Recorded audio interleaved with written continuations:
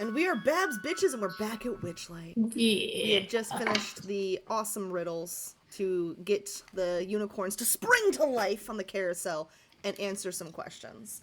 You guys had a couple weeks and then a couple delayed sessions to think about your questions. So here we are. They have jumped to life. Their secrets can be imparted. So these unicorns whinny to life. Hello, adventurers. Are you here to ask questions? Yeah. We are. You can ask us these questions 3. There's no limit on asking the question. They can ask as many questions as they may ask us questions. There is no actual limit. Could you please stop? They're bickering.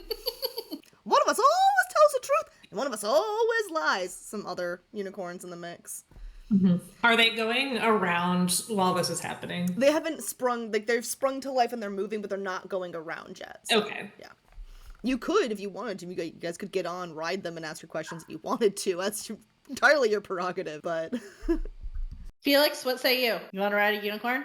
He always wants to ride us. It sounded dirtier than it was meant to be. To be clear, that sounded way dirtier than it was meant to be. The unicorns are saying that Felix is a whimsical bastard who likes to ride on the carousel. I kind of was moving forward and stopped mid-step at that, like, what? Seriously? Always? Every time we've seen you. And how many times have you seen me? Well, I don't count so well. I'm a fucking carousel unicorn. But I've seen you a few times. I don't know if you've ever ridden me, and he, like, flings his mane back. I don't know if you've ever ridden a real unicorn like me. Maybe I could count better if you rode my resplendent form, as opposed to these lesser unicorns. He's obviously full of himself. Obviously. But he is a magnificent looking unicorn. Like, what a beautiful mane. So I go over and start petting his mane. He's so pretty. Flicks his hair back, goes, thank you. Finally, someone notices how resplendent I am. Would you like to ride me? And it is sexual. What part of you? That horn's pretty impressive. What part do you want to... Okay. It adds a whole new level to ride my face, though, doesn't it? Yes, queen.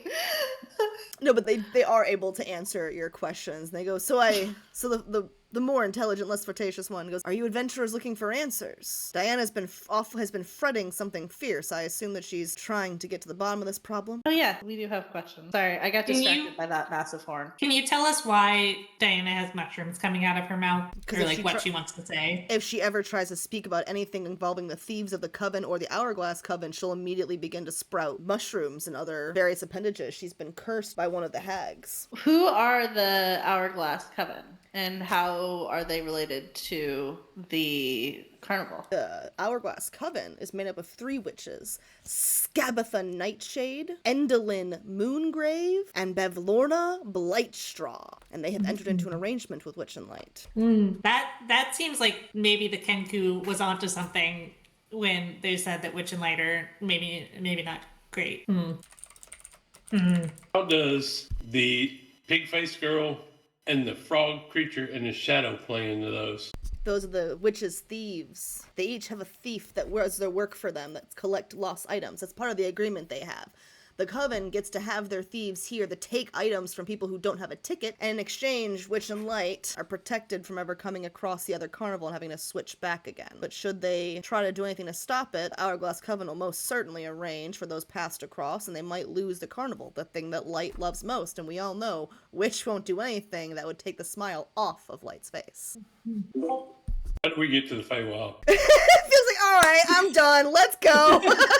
I don't actually know if they can answer that question. Let me check my information while someone asks us another question. But I don't think they can actually answer you that question. Have you seen folks have you seen things such as tickets be taken such that then that person or creature is then like attacked by the sow pig? Like a chain of events almost? We've heard tell, I mean, you know, we're unicorns, right? We're in a carousel.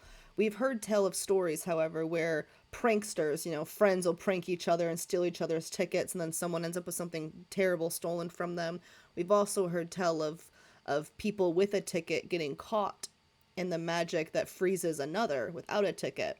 And in that moment, sometimes a person might make a choice to give their ticket to someone else.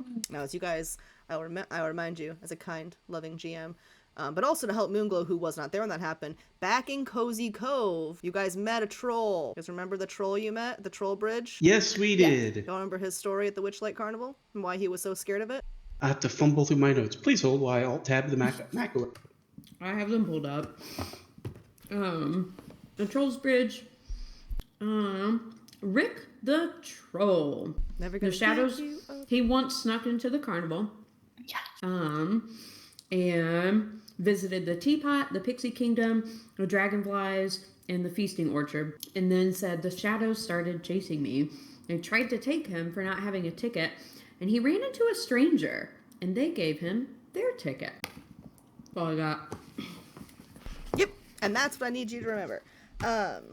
So they've heard of both of these, of pranksters or kind people doing that, as well as just regular people sneaking on in, and because people do sneak in, and they do also further elaborate that the reason Witch and Light and the rest of the carnival workers take it so seriously is to try and prevent this. And Moonglow, that actually makes you remember whenever you were first getting trained, you were having memory problems because you hadn't left the carnival, and most people have that memory taken from them, so they don't remember. Once they leave the carnival, you don't remember it being taken. Since you didn't leave the carnival, it was hard for that magic to wrap its way around you, so you struggled in the beginning a little bit. And you remember them really drilling it into your head, like, if you cannot be that ticket without your worker winks, and if you see anyone, you need to immediately try and get them to get a ticket as fast as possible. And it's not just a we need our money thing, it's a protective thing. No one told you why, no one would speak about it, but it was just drilled into you. And like, as they're telling about how the workers all try to protect the patrons by making sure they have a ticket, like hence introducing these new burnout things so people don't have to go across the carnival getting new tickets, that kind of thing. These are all advancements they have been making to try and stop people getting things stolen at the carnival, because they don't like the situation. They're in a helpless situation where they don't want to lose the carnival. Yes. How many of the workers were here, or were any of them here before the swap from Isolde to Witch and Light? That's a Were there great any question. workers that were here before that are still here? That is a great question. I will have to check into that. I will look into it though. Because I want to go talk to them. It's like I also wanted to ask if how long the carousel horses had been here. So that was part of the question. I'll make the executive decision that the carousel horses have been here since before, and that's why they know all this stuff. I'm gonna go ahead and say that that's why. But because they're unicorns, they've managed to avoid getting on the contracts because they're weird gray area of property or something. I don't know. Anyways, I'm not gonna shit on Wizards of the Coast and their inadequate writing. I will research who all has worked before for if such information is available. If not, I'll explore it and I'll make a decision. For right now, we're going to say the carousel horses have been here the entire time, but magically they aren't beholden to any of these agreements. We don't know why. I'll figure out a clever reason at the end, maybe. So y'all, the unicorns here haven't lost anything? No. How many times? Oh, we have already asked how many times they've seen Felix. A few times. And they don't know. Yeah, they don't know the exact number, but it's a few times. Do you know how we can get our lost things back? You need to find the witches who have them How often do the witches, or at least their little shadow servants, show up? Do you know? all the time. Oh. I So bet we could bait one. So the sow pig, the frog girl, and whatnot, are they from the coven, or are they from the the other carnival, the shadow carnival? I'm sorry, I don't think I understand.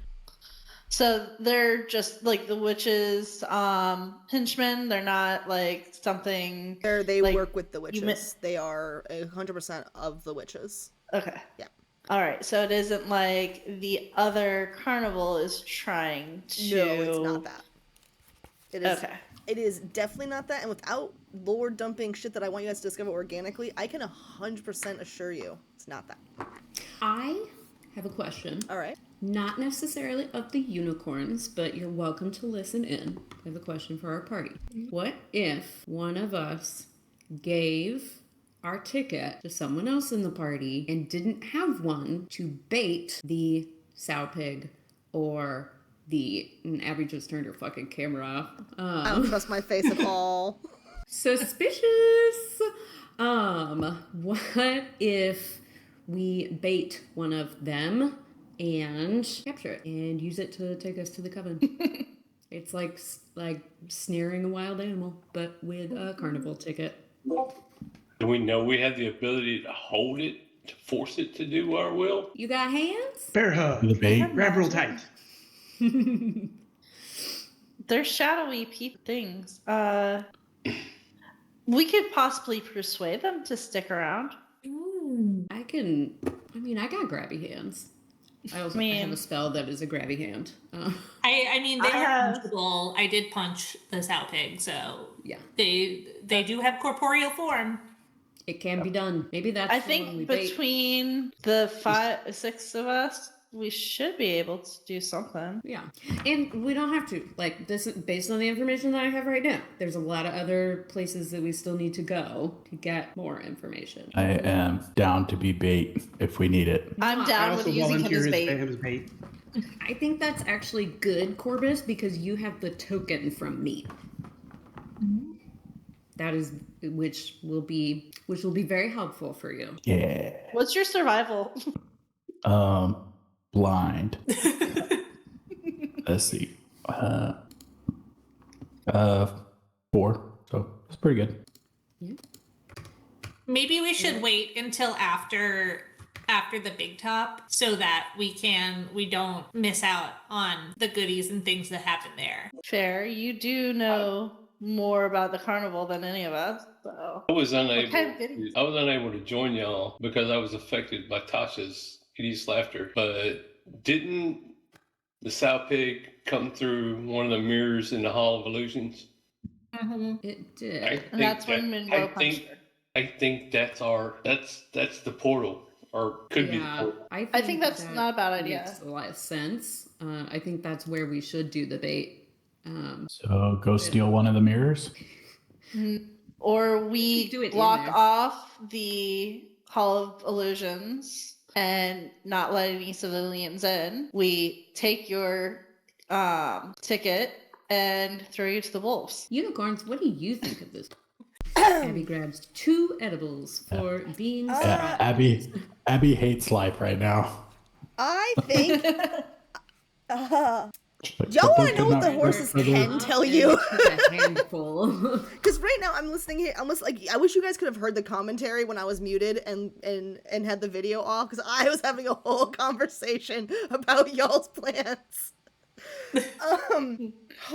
I can tell you what the unicorns know. I cannot. What tell do the you- unicorns know? Okay, are you guys wanting to know about Zabilna or about your lost items? Yes.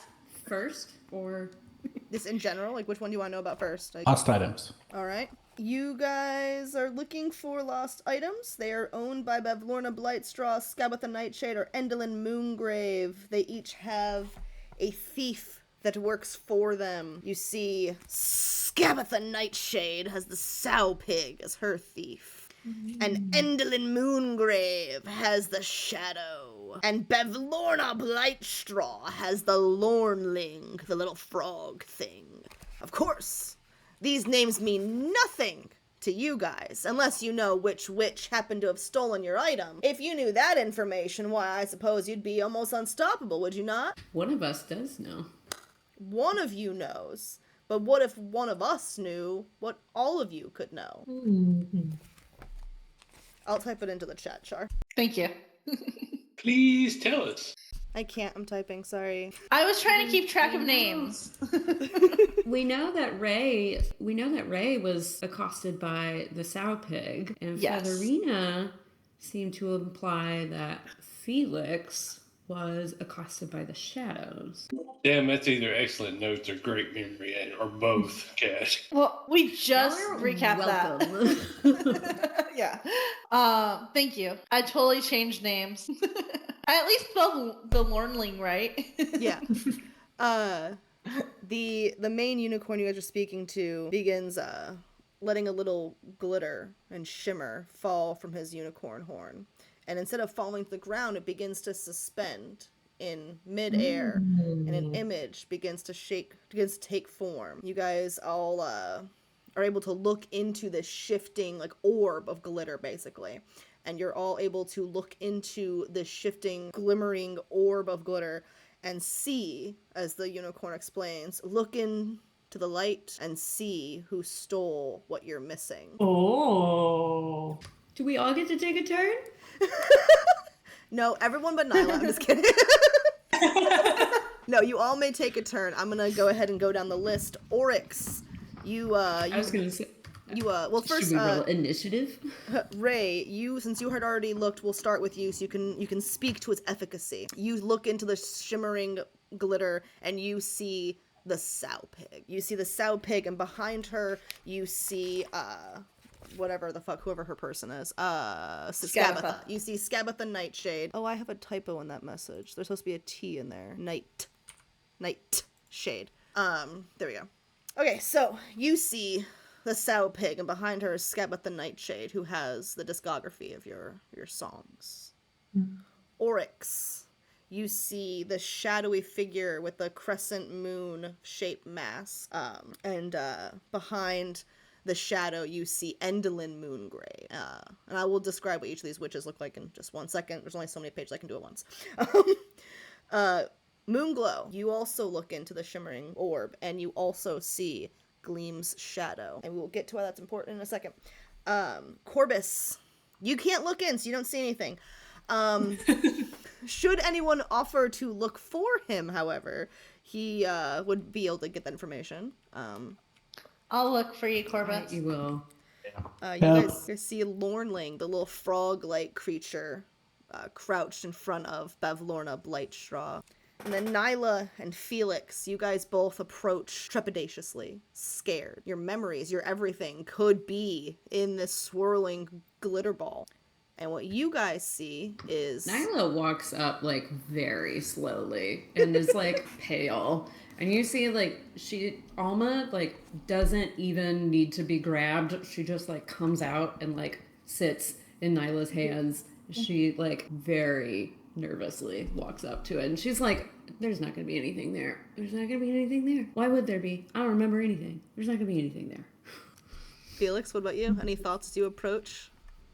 Yeah, he's still flabbergasted about the amount of times he's been here. He's kind of approaches with intrepidation. Yeah. So you both approach slowly, cautiously. Poor Alma doing the best she can to just, here's Zoe trying to show. She's just trying to support, just like, it's gonna be okay, it's gonna be okay. And as you both look into the glittering pool, you see the sow pig, the shadow, and the Lornling standing in front of Skabatha Nightshade, Endolin Moongrave, and Bavlorna Blightstraw. 3 for 3? God damn it. I put my hand on Felix's shoulder. Yeah, you must have some good shit there, Nyla. Damn. Not just me. I point at Felix. I put my hand on his shoulder and I go, this sucks. He kind of leaned his head into you. Not good. My note is just going to say, all fucking 3. Are you serious? So you guys get to know that. You also get to know Zabilma? As you all look in. Hey, do you want me to? Okay, I can skip the information you were about to about the locations if you want. No. As you guys all look into... This is why I mute myself. Yeah, as you all look into the glimmering, shimmering bowl, obviously all of you are now entranced. You're seeing such important answers, and you can now see that your friends are apparently quite the little enemies of the Hourglass Coven. I mean, who did you guys know that you pissed off all 3 of those witches, right? That's crazy. So you guys all together as a group, all 6 of you look in. You see that Bavlorna, as each of these faces separate in the pool, you see them each return to a location. You see that Bavlorna is a cottage on stilts in a face swamp. You see that Skabatha's lair is in a dead, hollowed-out tree in a sylvan forest. And Endolin's lair is a mountaintop theater. Mm-hmm. Yeah, no, I'm really excited for that part. I'm like, let's get fun with this.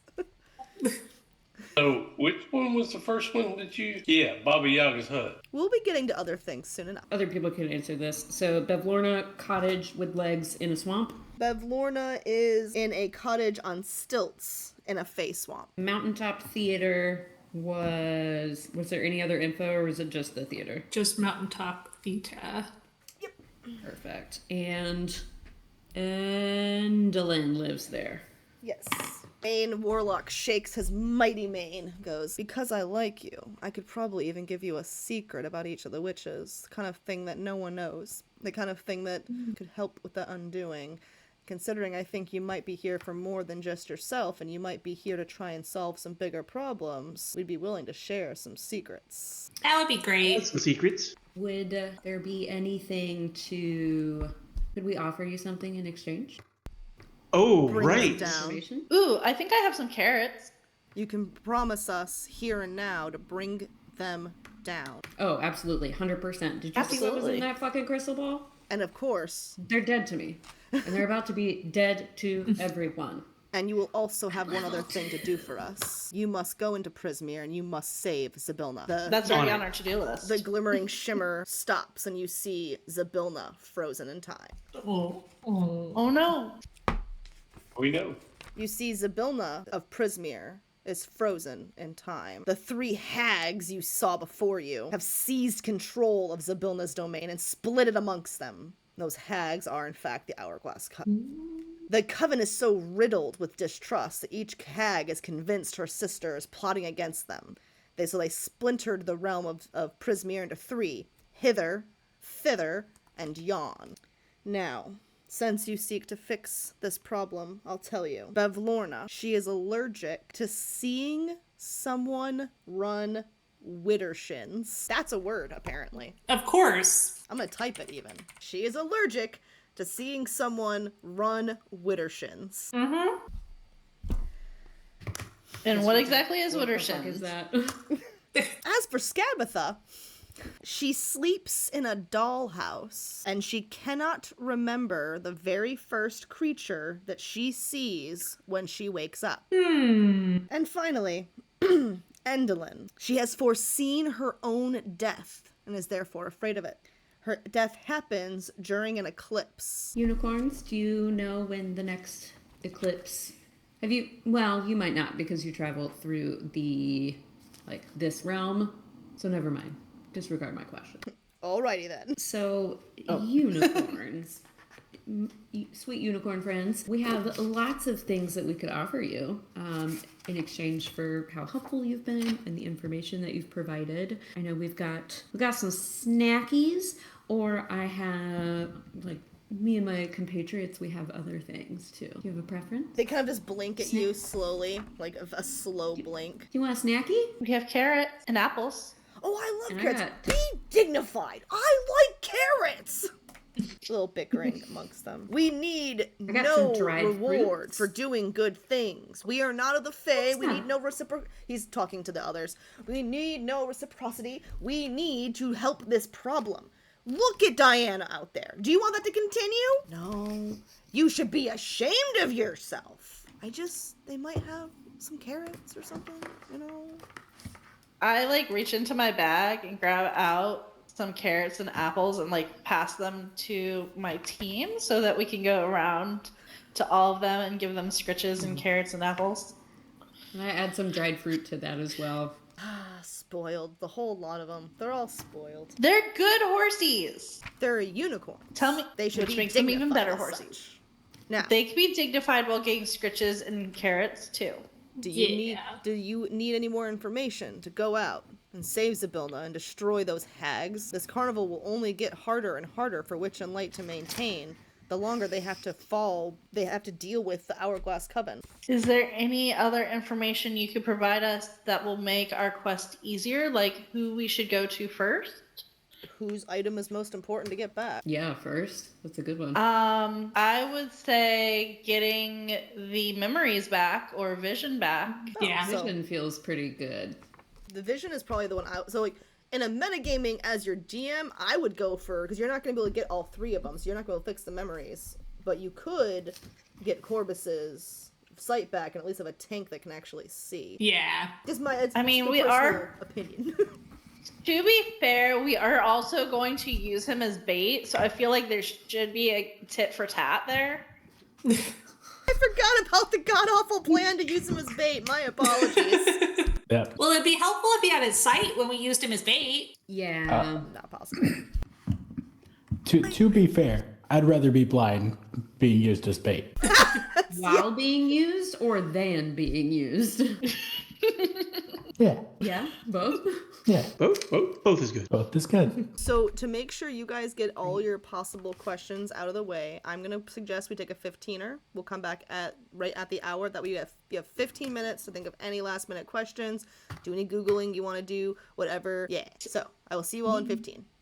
Yes, sounds good. Oh, like to show where Hurley is, or these are great questions you guys are thinking of. I'll say that. Show Hurley maybe in like the same way that I don't know if this can show like where if it can like scry essentially. I don't know if that's what is happening, but can it show either who took Hurley or Hurley right now? Why was Hurley taken? All right. So let's see. First, you ask about Hurley, because that should be pretty easy to answer.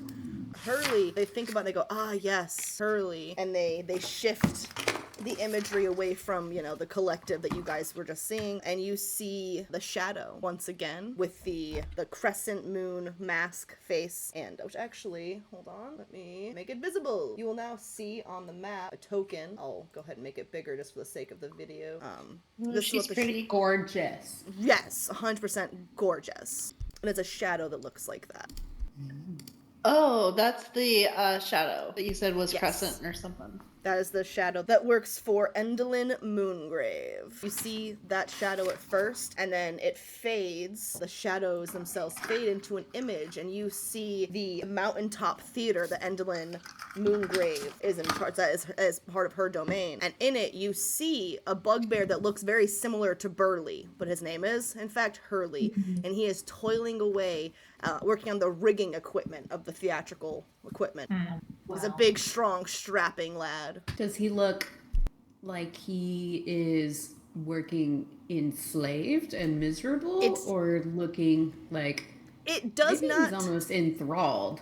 It does not look consensual. It does look like he's working in a theater, and hey, who doesn't love working in a theater? But yeah, no, it doesn't seem consensual. And to be clear, I don't know that anyone works rigging for free consensually. Just to get out there, Yeah. on behalf of all theater people, no one is like willingly working these specific industries consensually for free. Meanwhile, some poor kid on YouTube is like just trying to decompress from a really hard tech week where he had to in fact work the rigging for free all week, and he's like, damn, that's true, it's not consensual, I hate this. And this one's to you, kid, this one's to you. Other questions you guys ask, reading off of your messages left. Other questions for the unicorns. Any other workers we can trust? We don't always see what happens out in the carnival, but if you're wondering, you could always ask Eliwick Tumblestrum. She's got purple hair, little gnome, bounces around here and there. Find her. Where can we find her? You'll find her near Northwind. She's always smoking weed with Northwind. And she might be able to guide you. Northwind was the big ass tree, right? Yeah, is correct, yes. And you guys were told that there was a purple-haired person seen with them often. Can you put their name in the chat? All these names are so hard to spell. Yeah, 1 second. But hey, we have a name for the purple-haired gnome we're trying to find now. Alright, so yeah, that's Eliwick Tumblestrum. And yeah, she's the one that you guys were told you'd see. That you could see, and she would know better which people you can trust. They can give you some indications. They say, yes, in fact, Kettlesteam did steal Candlefoot's voice. When it comes to Kettlesteam, if he's trustworthy, they say, well, we don't know if he's trustworthy, but we do know he does mean, or sorry, I keep misgendering Kettlesteam. I'm so sorry, Kettlesteam. We know that Kettlesteam does wish to free Zybilna. That we can say. So anything that serves the purpose of freeing Zybilna, that will, in fact, they will be loyal to that, so. How did Kettlesteam steal Candlefoot's voice? Like, by what magic? Was it not through the hags? No, it was not. It was, I thought we went over this last session, but there was like a little puppet that had Yep, got it. a little wire wrap around its neck, and he took it off. Basic, like, witchy, warlocky, magic-y stuff. Yeah, I missed a detail in my notes. I mean, as great as your notes are, we're all human here. So yeah, Kettlesteam is trustworthy if the goal is freeing Zybilna. Okay. But if we're not on the same path with them, then Kettlesteam could cause chaos. Kettlesteam did agree to do our way first, and they are causing friendly chaos until the crowning of the monarch queen, or until we solve the problem before then, through another means. Do you think that Witch and Light are trustworthy? Define trustworthy. I mean, kettle steam is only trustworthy if you're trying to freeze the Bilna. Now, if your end result for Witch and Light is to have them continue to have the carnival, then yes, that is their end goal. Witch's goal is going to be to keep Light happy. Light's goal is going to be to keep the carnival. Okay. If we go to the hag to get our lost item, can we free the lost things for everyone who's had something taken? Our understanding is these items are these things that get stolen from you either get used or get turned into something, be it for example, your friend here who's lost his sight, his sight was probably turned into a goggles of true sight or something like that. So in theory, if you have the person who had the item stolen from them holds the item in their hand, they would get that item back. They'd get that thing stolen back, and the item that was created would disintegrate. Okay. Felix, any questions? Orcs? No, y'all covered most of what I had. They didn't answer whether or not they could tell us how to get to the Feywild.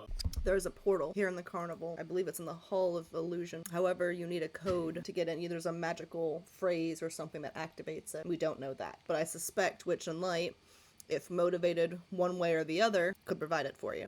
You're silent. If someone else is talking, sorry. Kenny looked like he was talking, but he was muted. How about now? Damn! Yeah, I've seen you talking and you have not been coming through. I must accidentally bumped that when I put the headset on earlier. Y'all already asked all the good questions, so I got nothing. Okay. I have one last question, I think, for the unicorns. So you have seen, when you travel, like, in the carnival moves, do you ever see different parts of the carnival? What do you mean? Well, because I'm wondering, there outside of the Hall of Illusions, there was that box from Tasha, and I'm wondering if there are other little Easter eggs like that, either from Tasha or from other, like Zabilma or Witch and Light or whomever. If there are other little Easter eggs like that they may have seen from Tasha. Oh, that we wouldn't know. Yeah, they Okay. had I wasn't sure. Yeah. Should have asked Featherine. Yeah, Okay, no more where we questions from me.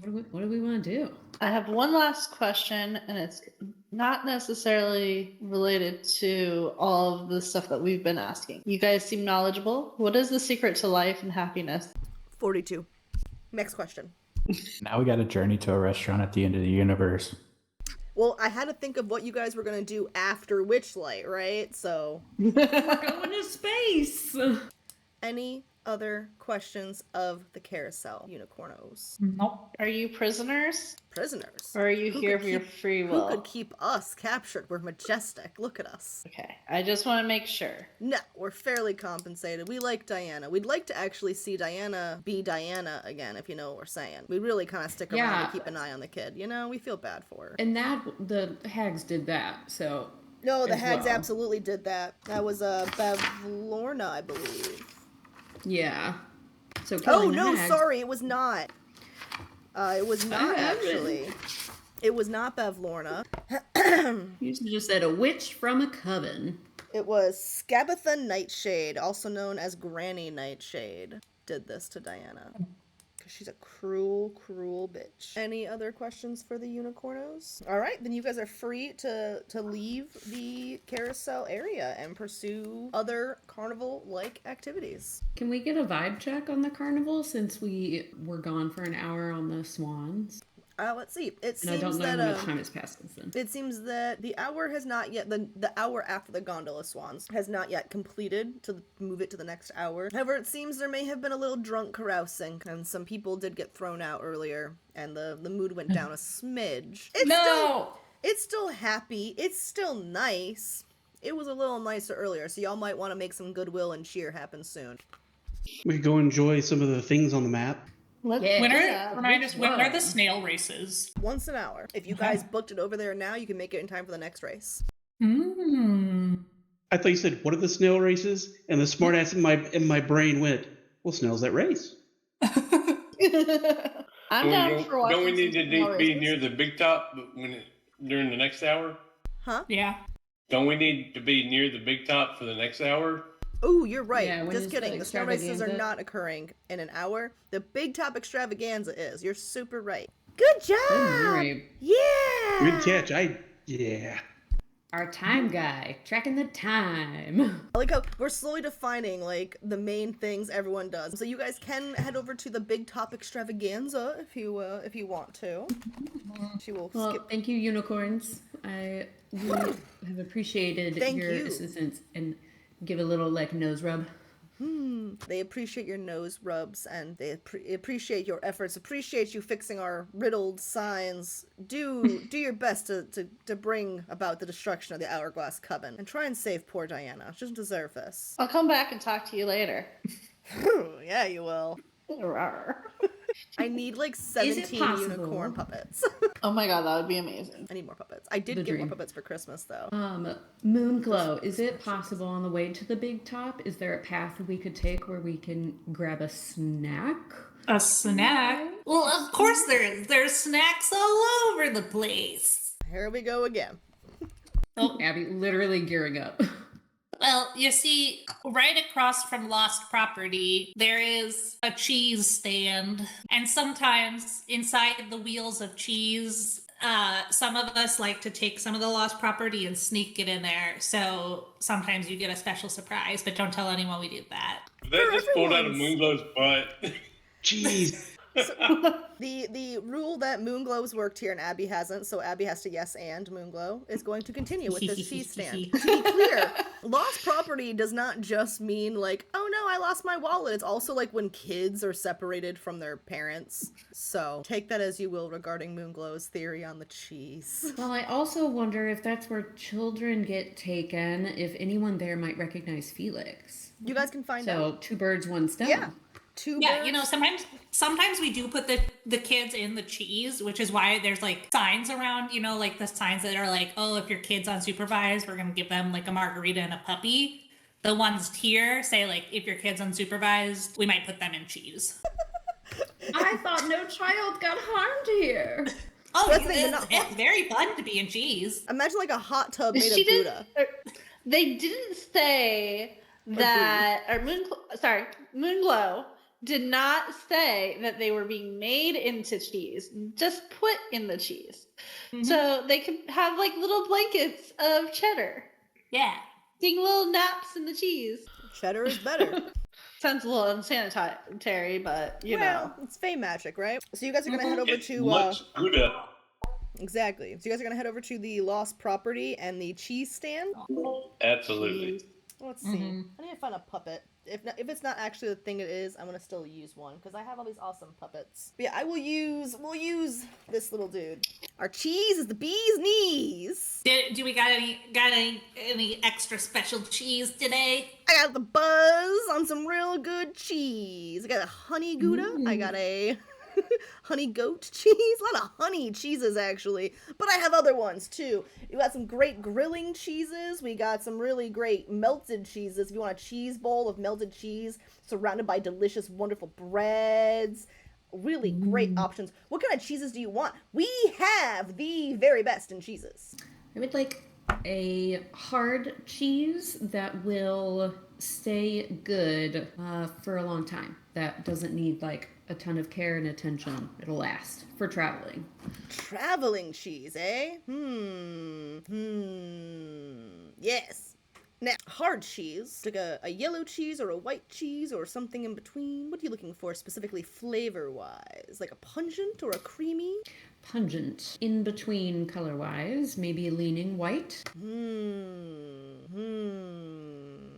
Ah!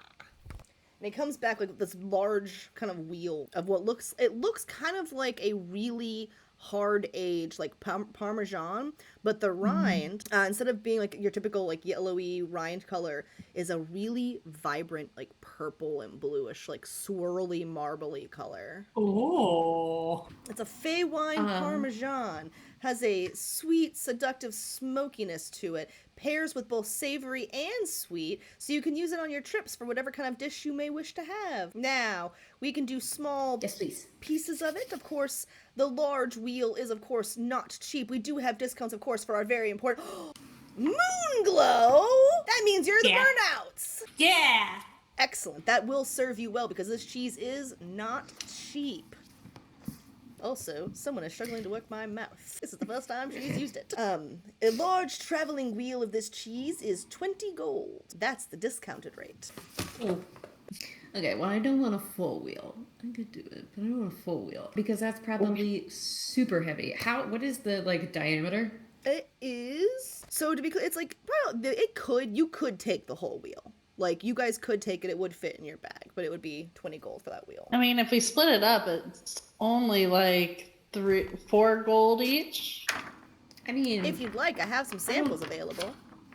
may I please? I would love a little sample. Excellent. Yes, please. They pass out some of the various bay cheeses. Could I interest you in... never mind. I'll save it. Interest me in a what? That was... I don't know if Nyla's going to do that. That might have just been Kat thinking out loud. We have so many, like, little guys to trade that we prepared for. I was wondering if maybe we want to add a little guy to see if that would make the price come down, and then Nyla's just going to buy it outright. I give 5 gold to Nyla. This will help with the cheese. And do you each try the cheese? Yes. Yeah. Absolutely. All right. Alma gets a little piece of Nyla's as well. You each take a bite, and the cheese is delicious. You can definitely see how the flavors could be made into a decadent, like, Alfredo, delicious along with a cracker. Could also be paired with, like, a little bit of a pear and some honey to be a nice, sweeter treat. This is a delicious cheese. As you chew it a little, your mouths all tingle just a little. And those of you with spell slots have one get recovered. Oh. Oh, wait, I don't have spell slots on this character. I can give you, like, 5 temp hit points, though. Oh, good cheese. Yeah. Give it to the strong. Okay, might come up with more money for that cheese. No. Ah, The bee does tell you, hold on. Effects vary, of course, but they're always positive. Okay. Some of the kids around here call it boon cheese, which is much better than ball cheese, which they call some of my other stuff, which is very rude, frankly. And I don't know what Framunda cheese is, but that's disgusting. I would never sell Well, that. Would love to take I would love to purchase the wheel. Of course, and he proceeds to use so it's already a waxed wheel, obviously, but he begins wrapping it with some paper and string, so it's nice, and you're able to put it in your bag and have it not be damaged by anything else in your bag. Great. And then you see Nyla, like... Nyla, I'll give you pulls 5 more gold. Well, thanks. I gotta write that down, because otherwise I'm gonna forget. Because I don't think Nyla is gonna accept it initially. I think after the transaction goes through is when you will bully her into taking coins. She's like ignoring y'all right now and just pulls out her pouch and like sets down one of her like wooden figures and then the little mechanical spider. Just like as she's grabbing her gold, she moves those things out and puts them on the counter and then like continues to dig and starts like counting out gold. And you can see she gets it from like some of it's in her pouch, but then she's got some like in a tiny pocket, and one of the straps is like an emergency backup gold stash. And she counts out 20 gold pieces and offers them to the bee. He pushes forward a little cash box so you can put the gold into. And the whole time he's staring very, very ominously at the little spider figurine. Oh, I'm sorry, is that scaring you? You ever been caught in a spider's web? Yes. With your only way to defend yourself being an instant suicide? No. I don't like spiders. Takes it off. I'm so sorry. And puts it back in the bag. I was just trying to count. Counting's hard, I get it. As soon as it goes away, he's Yeah. much happier. Yeah, I get it. Counting's tricky. I had to count the last seconds of my life. Yeah, counting's hard. Counting is hard. Sammy, do you want to say hi to our bee friend? Of course. You're welcome. This was on purpose for multiple reasons. And Nyla's just like counting, and then like just as Sammy says hi. Yes. Ooh, are they gonna make out? I have standards, as do I. And you're both beautiful. Yeah. This is Different not even the tastes. first Beautiful. time in the past 2 weeks I've had a puppet on each hand. Well, just wanted you to. Sammy comes out every now and then, I also and don't like spiders. wants to come out when we meet interesting people. So I thought Sammy would come out and say hi. I also don't like spiders. They fucking suck, man. They're all gross, all their eyes and their weird webs. Right? They proceed to talk about how much spiders suck and blah blah. And then Sammy's like, "Hey, did I hear tell that we're gonna go to the big top and then snail racing? I love that. You know, this kind of carnival would be really cool to have in Cozy Cove, don't you think? Like, they're all trying to get more festivals and do stuff, and Babs got her little fish festival, and there's that weird sourberry festival. Like, imagine, if you will, that they had this place come. Wouldn't that be so awesome? It could be. Didn't we go to Cozy Cove once? Oh. I think I would know if this awesome carnival was in my hometown. Well, maybe you don't know much as you think you do. How dare you? I'm just saying, I know the buzz. Maybe I know the buzz better than a slow guy like you. A slow guy? How dare you? Middle finger. Okay. Deep breaths. You better hold me back or I'm gonna kick that little bee's ass. Oh, and I was always trying to take Sammy down because, as you guys know, she's got beef with Sammy. You want some of this, bitch? This is my life, guys. This is my life. You're good. You're good. Bitch. Good. Taryn like pops his head out and he's like, "Is there any cheese for me?" Oh yeah, great idea. Give the mimic magic cheese. It could That does sound be. like a pretty cool idea. Actually, I have this really great cheese. It's called chicken cheese. He might like that. Chicken cheese. What's that? Chicken cheese. It's ironically a vegan offering of our cheese selections. It tastes like chicken and cheese, like a buffalo cheesy mixture, but it's vegan. How cool is that? That is awesome. I will take some, please. Woman, give me some money. I'll take some cheese for the mimic so it doesn't eat me. How much is the cheese? Are you looking for like a wheel or a piece or? A wedge. Like I a don't think we don't want him to get too fat. Not fat.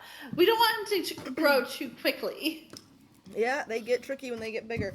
He can sell you a nice wedge for 2 gold, and it'll come, wrapped in some paper. Oh, no need for paper. He's gonna devour it. Well, wouldn't he want to eat that too? This is the Witchlight Carnival. All of our papers are fully edible, so they're environmentally friendly. Sure. Yay! Yay! And yeah, it tastes like a buffalo cheesy chicken dip, but it's cheese. And it's vegan! But it I doesn't don't know what taste... vegan is, but this is tasty. But it doesn't taste like vegan cheese. It tastes like a buffalo chicken situation. Doesn't have that weird, that's not cheese texture to it. Anyways, any other cheese requests? Cheese, please! I'll take some cheese. You got any cheese with peppers in it? A nice... Or some kick? Like a hard cheese or a soft cheese or a what? Let's go with a soft cheese. We have a peppercorn crusted brie. Ooh. That sounds amazing. I will take a small sliver, please. All right, and it's like a little small personal serving. It's a little warm and gooey. You can kind of eat it right then and there. And it's quite tasty, and it comes served with a couple heavily peppered toast points as well. You can kind of... Nice. I appreciate the improv we're having to do is food, because that's I'm like, okay, look, fine. I can improv some food. I feel like it always winds up being improv food for us. Yeah. We all like food. Any other requests for the bee's knees cheese? I'd like a bee's brie too. Of course you want a peppery brie. How big of a portion are you looking for? Just like a wedge. All right. So, like with Kenny, you are also given a little wedge, and it's a silver each for this little personal serving of specialty peppered brie with peppered toast points. Do you have any Swiss type cheese? No, Swiss Something cheese that is might garbage. be a little holy? Yes, we do. We do, in fact, have Swiss cheese. We have 4 different kinds of Swiss cheese. We have the Devil Swiss. We have Swiss Miss, which is just chocolate cheese. We have the Demon's cheese, and we also have John's Demon's cheese. I'll take some John's Demon's cheese, please. There you go. And it's a really high quality cheese, Swiss cheese, that tastes like a good version of what Swiss cheese should taste like, apparently. Because I hate Swiss cheese. The only cheese I don't like. It has the really good holes in it that make it taste good. I don't know why the fuck anyone likes Swiss cheese. I really don't. It's got the good Swiss flavor that you want Swiss cheese to have. Kat seems to like Swiss cheese. I don't want to call on her because she's trying to not roleplay as much, but if you want to offer to the class as Kat why you think Swiss cheese is great, so I can have some details to go on here, because I don't like Swiss cheese. It is the perfect hot sandwich cheese because it doesn't get too... Maybe just St. Louis hot sandwiches like the place down the street, but it is perfect because it gets just hot enough that it doesn't get nasty-ass cheese pulls, and it's like creamy and sharp a little bit, but the sharp is like the back of the tongue, and then it's, I don't know, it's like a creamy umami. It's the best. But I agree. I don't know that I would ever like sit down and eat a slice of it, but I have. I would. What am I saying? So I love like just little cubed, like on Friday when I was eating cheese. That's what I was eating was Swiss. I like the little funk in the back of your throat when you're eating raw Swiss. Like That's the part I hate. Yeah, the umami. I hate the funk in the back of my throat. That's what she said. That's literally. Damn, you beat me to it. I was starting to type it.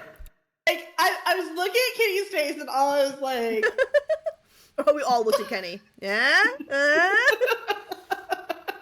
I will say I do think the Swiss melts well, but like I can't believe you're gonna stand there and offend provolone like that. Like provolone is right there, a beautiful melting cheese, delicious flavors. but Swiss is better on Swiss is cold more sandwiches versatile.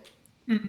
Yeah. Swiss is more versatile, I think. There's specific things that I feel like provolone is good with, and then Swiss works with everything. There's very few things that you can't swap out Swiss for when it comes to cheese. this is a divided table.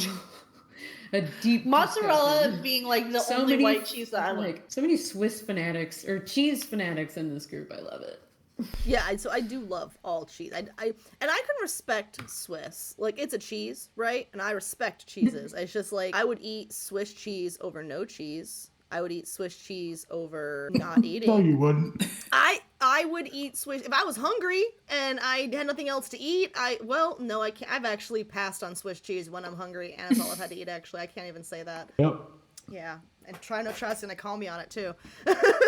So I'm like, well, shit. But I respect other people's opinions at least, and I'm very glad that there are at least 4 kinds of Swiss cheese at the Bee's Knees Cheese. Mm-hmm. And how much do I owe Buzz the Bee? For the little piece of Swiss cheese you're getting. Or no, you're getting a wheel. Yeah, wheel. You're getting a wheel of Swiss cheese. I think about the same size. Yeah. Wedge. But it's not magical cheese, so it's gonna be say 7 gold. Broke my 100. I'm under 100 gold now. Damn. Woohoo! Spending money. You at had the 100 gold? I'm a performer. I usually have a lot of gold on hand. And whenever it gets low, I just perform a little. Wow. Would you like a Have gold? you thought about like busting? That feels like a very generous offer. I hand Moonglow a gold piece. Thank you. Keep being pretty. The glow That looks like purrs popcorn. a little bit. That's because it is popcorn. It's not a mimic, it's a popcorn. Any other cheese from the Bee's Knees Cheese? No. Alright, and I then you don't guys. think we would check out the Lost and Found Alrighty. before the big top show starts. And none of Were our there any cheeses lost- have little guys in them. No children in our cheese. No children in the cheeses. Dang. And as you get to Lost Property, maybe you'll learn why. Outside the Lost Property wagon is a large feline creature with midnight blue fur. It has a pair of tentacles extending from its shoulders and wears fake butterfly wings. Hanging from its collar is a small wooden keg. The creature roughhouses with 2 young boys. One boy squeals, "Do it again, Durla! Do it again!" while the other hangs on to the creature's neck. Durlagron is a gray-whiskered displacer beast that looks, Moonglow, that you know, looks after stray children until they can be reunited with their parents. The keg fastened to its collar is filled with a toffee apple juice and is fitted with a spigot for easy pouring, and that juice never fails to console a upset child. And when you guys arrive, the 2 boys, Vero and Alwyn, are playing while their mother fetches food and drink. The displacer beast is unusual both in disposition and its ability to speak both Elvish and Sylvan. Can anybody else speak those, or is it He just me? also does speak Common, but Oh, phew.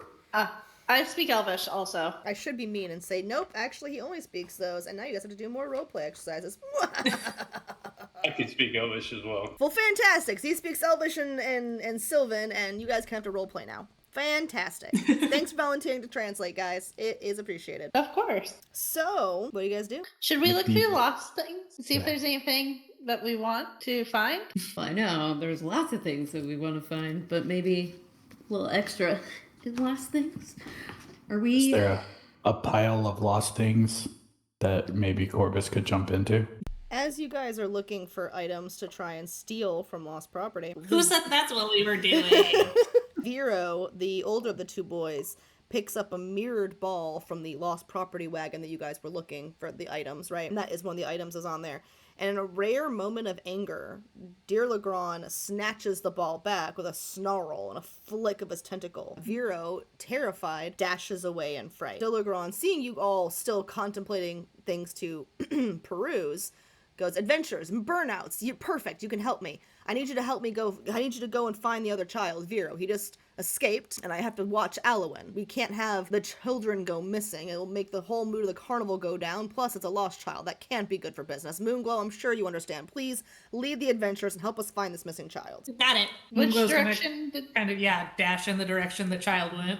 Awesome. Everyone roll a perception. Can Alma help? Sure. Moonglow got a nat 1. Awesome. Moonglow is not going to be very helpful. Not in this moment, but soon. Nat 20 plus 1, 21. Well done. Modified I 20. also wrote in that one. 13. My passive is higher. Alright, so my nat 1s, you take off running. And Moonglow, you trip over your feet, and then unfortunately, since you are so large, Oryx goes down right behind you. You both fall forward, chasing after the child. Nyla, 13, you are I was the nat 1, not or. Oh, sorry. Oryx got the 20. Felix. My apologies. Felix goes down right after Moonglow. Corbus and Nyla with your 12 and 13, you guys get distracted by seeing Moonglow and Felix go down. You don't trip, you don't fall, but you guys are like, you guys fell, and you guys are distracted, so you lose sight of the boy. Squirrel. But our nat 20, and then, Shar, what did you roll? Modified 20. Okay. My 2 20s. You guys do not lose sight of that child at all. And you guys continue moving forward. You search around and you find him in a nearby candy stall. He's kind of cowering behind the little... Just the two of y'all, right? It was just Oryx and Ray. The child is crouched behind the little candy stall. I crouch down to him and start singing something like a children's song. Bitsy bitsy spider went up the water spout. Out came the sun and... Or, you know. I don't You know. the song. Do I? Are you trying to like persuade or are you trying to perform? I'm trying to calm him down a little bit, so I guess it would be a persuasion All right, roll it up. to make I'll make you roll it. 'Cause make you him forgot the feel a words. bit. That would be for persuasion. That is going to be a 21. Alrighty, that will be successful. He kind of, did I upset Durla? Is Durla mad at me? Of course not, sweetie. Turlo's not mad at you. He just didn't want you to get hurt.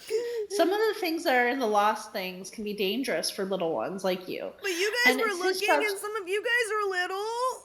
I mean, not the cat, but some of the other ones are little. Oh, but we weren't touching. We were looking with our eyes. What does your mom say when you go into a store? Mom doesn't like me going into the store because I put my hands on everything. Right. So we're supposed to look with our eyes, not with our hands. But my eyes can't So touch when- stuff because my mom said that I can't let my eyeballs touch other things because I want to touch things with my eyes. And then she's like, that's not good for your eyes. It's not. And I know it looked really shiny and It was cool, and so I would want to touch it shiny. too. I wanted to lick it a little. How about if I buy you some candy since we're in this candy store? You can lick candy. You shouldn't lick balls. Can I get some of that rock candy that looks like mirrors? And so you see there's like a rock candy stick, but instead of it being like the rocks, like some of them have like little it's still edible, but they look like little shiny mirrors that actually reflect surfaces. Absolutely. We can get some of that, and we should probably get some for your brother too, because it wouldn't be very fair of us to bring or get you candy and not bring him some back. Well, I'm not a very good brother, and I don't know what he likes best, so we'll have to get like 2 of everything to make sure we cover our bases, right? That is a brilliant idea. Let's go ahead and do that, sweetie. And like the tears instantly vanish. All right, you heard her. 2 of everything. And the shopkeeper's like, yep. And just, begins pulling, 2 of each candy and putting it into a large bag. And I am a burnout. I don't know if that affects the price on things. The guy kind of looks at you, he's like, sure. It'll be buy one, get one. You'll pay for 1 each instead. Okay, how much do I owe you? We'll call it 8 gold. It's a big bag of candy. Gonna Okay, get diabetes. Let's go back to your friend and the lost property, or to your brother and at lost property. I'm sure that your friend is very scared that you ran off like that. And he didn't want to make you upset. So you guys get back to Durlagron. Alwyn and Vero are reunited. Yay! Look, she got me candy. Yeah, I totally told her I didn't know any of your favorite candies, and I got all the candy. That was so smart. I know, right? That's why I'm the older one. Older siblings are simply smarter. This is just a fact. Everyone knows that. This is true. Completely true and indisputable. Yeah. It's a lot of older siblings in I here. can't dispute that. Oh, poor Billy. He's the youngest. Am I both the smartest and the dumbest? You're the only. Yeah. So yeah. Only siblings don't count. They do their own shit. So you guys are back with Durlagron. He thanks you. Thank you. Thank you, adventurers, for saving the child. I appreciate you. Their mother would have been destroyed and devastated had I lost her children. Things going You might not lost be in the too pleased. Things getting lost in the carnival and actually being easily recoverable is a rare miracle these days, so I appreciate you. Well, of course, she might not be too pleased when she realizes how much candy her children now have. Yeah, she left her children with a displacer beast. She gets what she gets. Yeah. I mean, if you want to break, you can there's nothing in the cheese right now, so could always go put them in the cheese. Yeah, speaking of that, Moongo, I have already addressed this with several of your coworkers. I understand that you're not working today. I was going to try to wait until I next saw you. But since you're here, stop putting children in the cheese. Is there a reason? Children don't belong in cheese. There's a health code violation, probably, and a safety thing, probably, and the patron of this carnival, if they were here, would also not like it. It's not in the spirit of how she runs things. Probably. Do you know where she is? Zabilna. Did she just go on vacation? You're asking if I know where Zabilna is. If you're asking me where Zabilna is, we may have gotten the wrong adventurers to try and solve the problem here at the carnival. I wasn't sure how much he knew. Let's see. No, the carnivals had problems for a while. Once upon a time, my own cub actually vanished from this carnival without a trace. Oh, I'm so sorry. Yeah. We're going to try to find the lost things, and if we can, we will do our best to find your cub. Will you? Absolutely. Like, nobody should lose their baby. She immediately reaches into the cart and pulls out the mirrored ball that you saw Vero playing with earlier. And he hands the ball to you. Says this will help you when you find him. Her cub, yes. When you find Star, this will help she'll know that I sent you. It's her favorite toy. Moonglow takes it. Please try and find her. Absolutely. I'm concerned. Mr. Witch and Mr. Light are on edge. I think the problems are getting worse and they don't know how to handle it much more. Have you noticed a change in customer count? Like it going down recently? There's been struggles. People don't seem to understand that we're trying to make sure they buy a ticket for their own protection. So many people these days feel entitled to a free admission, a free entry into a carnival. We're paying at the booths. We shouldn't have to pay at the door, they say. Like that pays for everything else that runs here. So many things we give you for free. We give the gifts. We have the big top extra. So many things that are free. But no. We should also have... I digress. People try to sneak in. They don't feel like... I understand. It's a bad economy. I get it. But we do everything we can to try and stop these problems. Now people are accusing us of money grabs. These burnouts are just a money grab. How dare you? We're not trying to money grab. We're trying to make sure they don't lose themselves when they go back and forth, to and fro. So as you guys do reunite Vero back and his mother comes back, the carnival does go up one. Ooh, Yay. we did it. And do you guys want to head elsewhere or? To the big top? Probably, yes, continuing on to the big top. Here we go. The roof of this tent reaches toward the night sky and 3 swooping peaks topped with spinning gold stars. Painted wooden panels on the tent walls whirl with colorful motion, displaying vibrant circus performances. The sound of music and laughter drifts out and through the canvas door, luring you inside. Customers can enter the Big Top for free. The Big Top Extravaganza, which is what you guys are going into now, the halfway point to midnight when you have the crowning of the Witchlight. Is it halfway? It's a little before halfway. For the crowning, it's like the main big event in the Big Top that's not the hourly thing, and it's not the Witchlight Monarch. Colorful orbs of light dance in the lofts of the tent, while magic is spotlighting various highlight choir and acrobatic performers that are just doing various things as you guys walk in to take a seat. So you guys are gonna go find your seats? Yes. All right, where do you guys decide to sit in the... Are you guys, like, aiming towards, like, the very front? Are you guys, like, sitting up in the back? What are you guys doing? I know Moonglow wants to sit in the front. Nyla does too. Ray too. All right, we're gonna assume that everyone takes seats in the... Yeah, Felix is short. You won't see him back. in the very front, right up front, where burnouts, of course, should go. Did we have reserved seats, maybe, because we were burnouts? I think that it's more of like the first 2 rows are reserved only for burnouts. Others could be there, but suspiciously, there's no other burnouts there, just yourselves. Not yet. We're the guinea pigs, right? The trial run? So you guys are in there, and you see people, like various people working around. You know, you're a few minutes until the big top extravaganza. What are you guys doing while you're waiting for the show to begin? There are snacks available. You got a person going, popcorn, get your popcorn. Hot dogs, get your hot dogs. Fakers, get your fakers right over here. You know, just various things you can get. Can I get one of those fake curses? If you want a fakers, though, I do have them. Okay, question. Does it curse me or can I use that curse for later Oh, on? no, it'd be to you. It'd be cursing you. Oh. Yeah. Maybe not so much. Okay, but like, could I put one in a token? To be clear, the fakers is just a bit. But sure, you could. But you have no control over how they give you the curse, so they might just give it to you. You have to find a way to get the curse off of you into the token. Nah. Will You it could give try me it. my sight back? You're cursed with light. Yeah, First with sight, but everything looks like cheese. I'm okay with the yellow tinge. Like that. Or only astral sight. Can only see into the astral realm. That's it. You only see auras. Yeah. You only see stick figures. Or the future. You only see stick figure versions of everyone's auras, but they're made out of cheese. Yeah. It's all yarn. But cheese. Yeah. It's a crocheted cheese stick figure with an aura. The lights dim, and a hush falls over the crowd. A second later, a spotlight illuminates a lithe elven figure sitting in a silver hoop, suspended above the center ring with silk ropes. The elf wears a dazzling suit of diamond paned mirrors and a pair of butterfly wings. His scepter is topped with a spinning vane. Welcome, one and all, to this evening's extravaganza. I am Mr. Light. Prepare to be delighted. And the extravaganza immediately bursts into explosions of light and action. The acrobats, who had been peacefully doing gentle little things here and there, almost as if warming up, launch themselves into...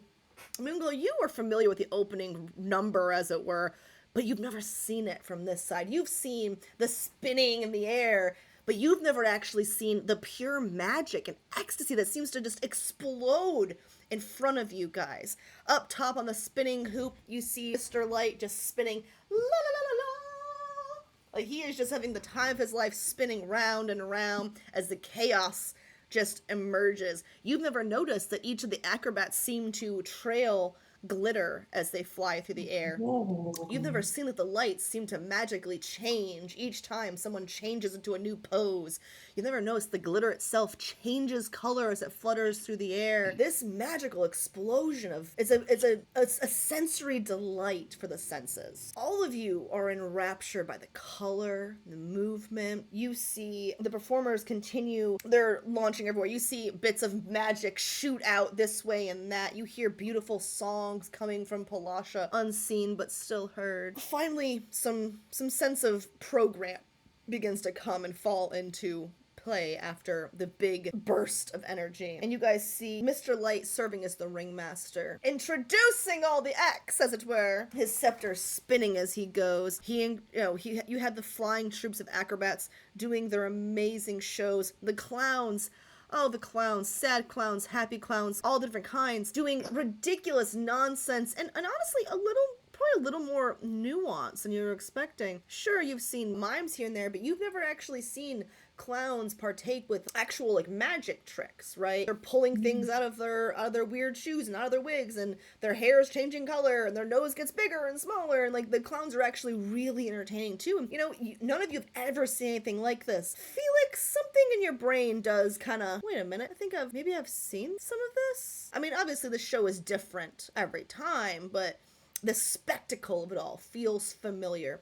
It almost feels like a welcoming embrace of home with how familiar it feels, but you couldn't imagine why something that you've never seen. I mean, yeah, you've maybe been here before, but I've never felt something so happy and joyous that would actually feel welcoming in such a way. But in that moment, the feeling in your heart is just welcome, happy, and joyous. The fire breathings also are beautiful. You guys see, you've all seen fire breathing, right? And it's simple, yay, fire, but these fires don't just get breathed out, they form shapes, they form scenes. You see battles, you see wars, you see fireworks, you see love, you see entire stories played out on these flames, almost as they're telling a story as they're breathed new life, literally, from the mouths of these performers. Moonglow, you've always wondered why it gets a little warm in the tent sporadically, and now you're like, oh, it's all the fire, of course! Why didn't I notice that? What are you guys doing in reaction to all of this? Moonglow is just like lean forward, and Moonglow's like tail tip is just going crazy. I have my notebook and I'm like taking some notes. Felix is caught up in it too. He's just oohing on. Oryx is enjoying the show. I think Nyla is like enraptured and also like has an eye on Mr. Light pretty consistently, is tracking him. Then Alright, and Mr. Light, the entire time you watch him, he seems to be enjoying himself. You do notice that as the crowd enjoys it, he enjoys it. It's like a feeding off of each other, right? Not in a predatory way, not in a weird way, in a performance way. Does it seem like he's like enhanced? Like his performance enhances as the crowd's energy builds? I think that as the crowd gives him energy, he, like any performer, right? If the crowd is really energetic and really into it, you're gonna kind of feed off of it. If they're a little lower energy, you might be a little lower energy. The more you guys cheer and clap and scream, the happier he is. But of course, the audience is obviously also blown away by the dazzling displays they see. But he does seem to thrive and be so very happy when he sees the joy on everyone's face and he sees the good show. Are you also looking for Mr. Witch or just Mr. Light? 100%. I was thinking, like, as you were describing the show, I was like, I wonder if Mr. Witch is in the rigging watching from above. Mm-hmm. So I will absolutely look for him. You do actually see him. You see Mr. Witch kind of, if a circus had a stage manager off to the side, that's kind of where Mr. Witch is standing. He's got his watch, and he'll occasionally run his fingers along the chain, or he'll fondle the chain, the watch itself. He'll check the time, make sure everything's going according to plan. During the bigger acts, like the big, like, dangerous stunts, the acrobats are doing the really, like, oh shit, this is really intense kind of magic tricks, you'll see him actually looking at his watch. Does it seem... Is there ever a moment where, as the show progresses, Nyla watches and sees, like, almost, like, discrepancy of time since she's watching him? No, it looks more like he's watching time, but you do notice there seems to be a correlation between him wanting to make sure that the clock is ticking appropriately during the tougher stunts. Almost like he could pause it if something bad goes wrong, or rewind it. Maybe, or maybe he's making sure that it's running okay so everything continues to run according to clockwork. There's definitely a correlation there. Be it he could pause it, he could speed it up, he's making sure everything stays on the way it's supposed to. There's definitely a correlation between what's happening and the watch. And incidentally, same with the scepter. As the crowd cheers, the scepter spins faster and faster. And as the festivities begin to die down, Mr. Light, again in his swinging hoop, spinning around and around as he rapidly comes to the ground, he then struts about with his scepter. Oh, yep. Wait, I have a question. Sorry. I think, like, who is sitting next to whom? To whom are we sitting? That's a great question. Why don't you guys line up your tokens in the right order that you're all sitting? That's a great idea. Does this feel like our order? Yeah. That's good to me. Yeah, I think I'm gonna kind of nudge. God, I'm so not used to our tokens. Is that Felix next to me or Corbus? On my left. Yeah, that's me. Corbus? Corbus. Okay. Fuck. Okay, then on my right, is that Oryx? Okay, I'm gonna lean over to Oryx and I'm gonna point out the scepter and the watch as like I'm enraptured in the show. I'm still finding everything delightful. But as I'm stalking, I'm gonna like, and I make those observations, I'm gonna like nudge Oryx and share them with you. And I said, fuck to you, Travis, because you're blind. I'm sorry. Not because I don't like sitting next to you, but because that information is not helpful with you right now. Yeah. I'm just staring like straight. I think I'm describing stuff to you throughout the show, at least. I'm not 100% describing things to you. But yeah, I share that with you, just as an observation. I'm going to kind of nod and agree and kind of like lift my hand up and point out, like, okay, got you. Or as Light gets down and he walks around with his scepter, he goes, I hope you have all enjoyed the Big Top extravaganza. Have you all been entertained? He's expecting to hear cheers. Yay!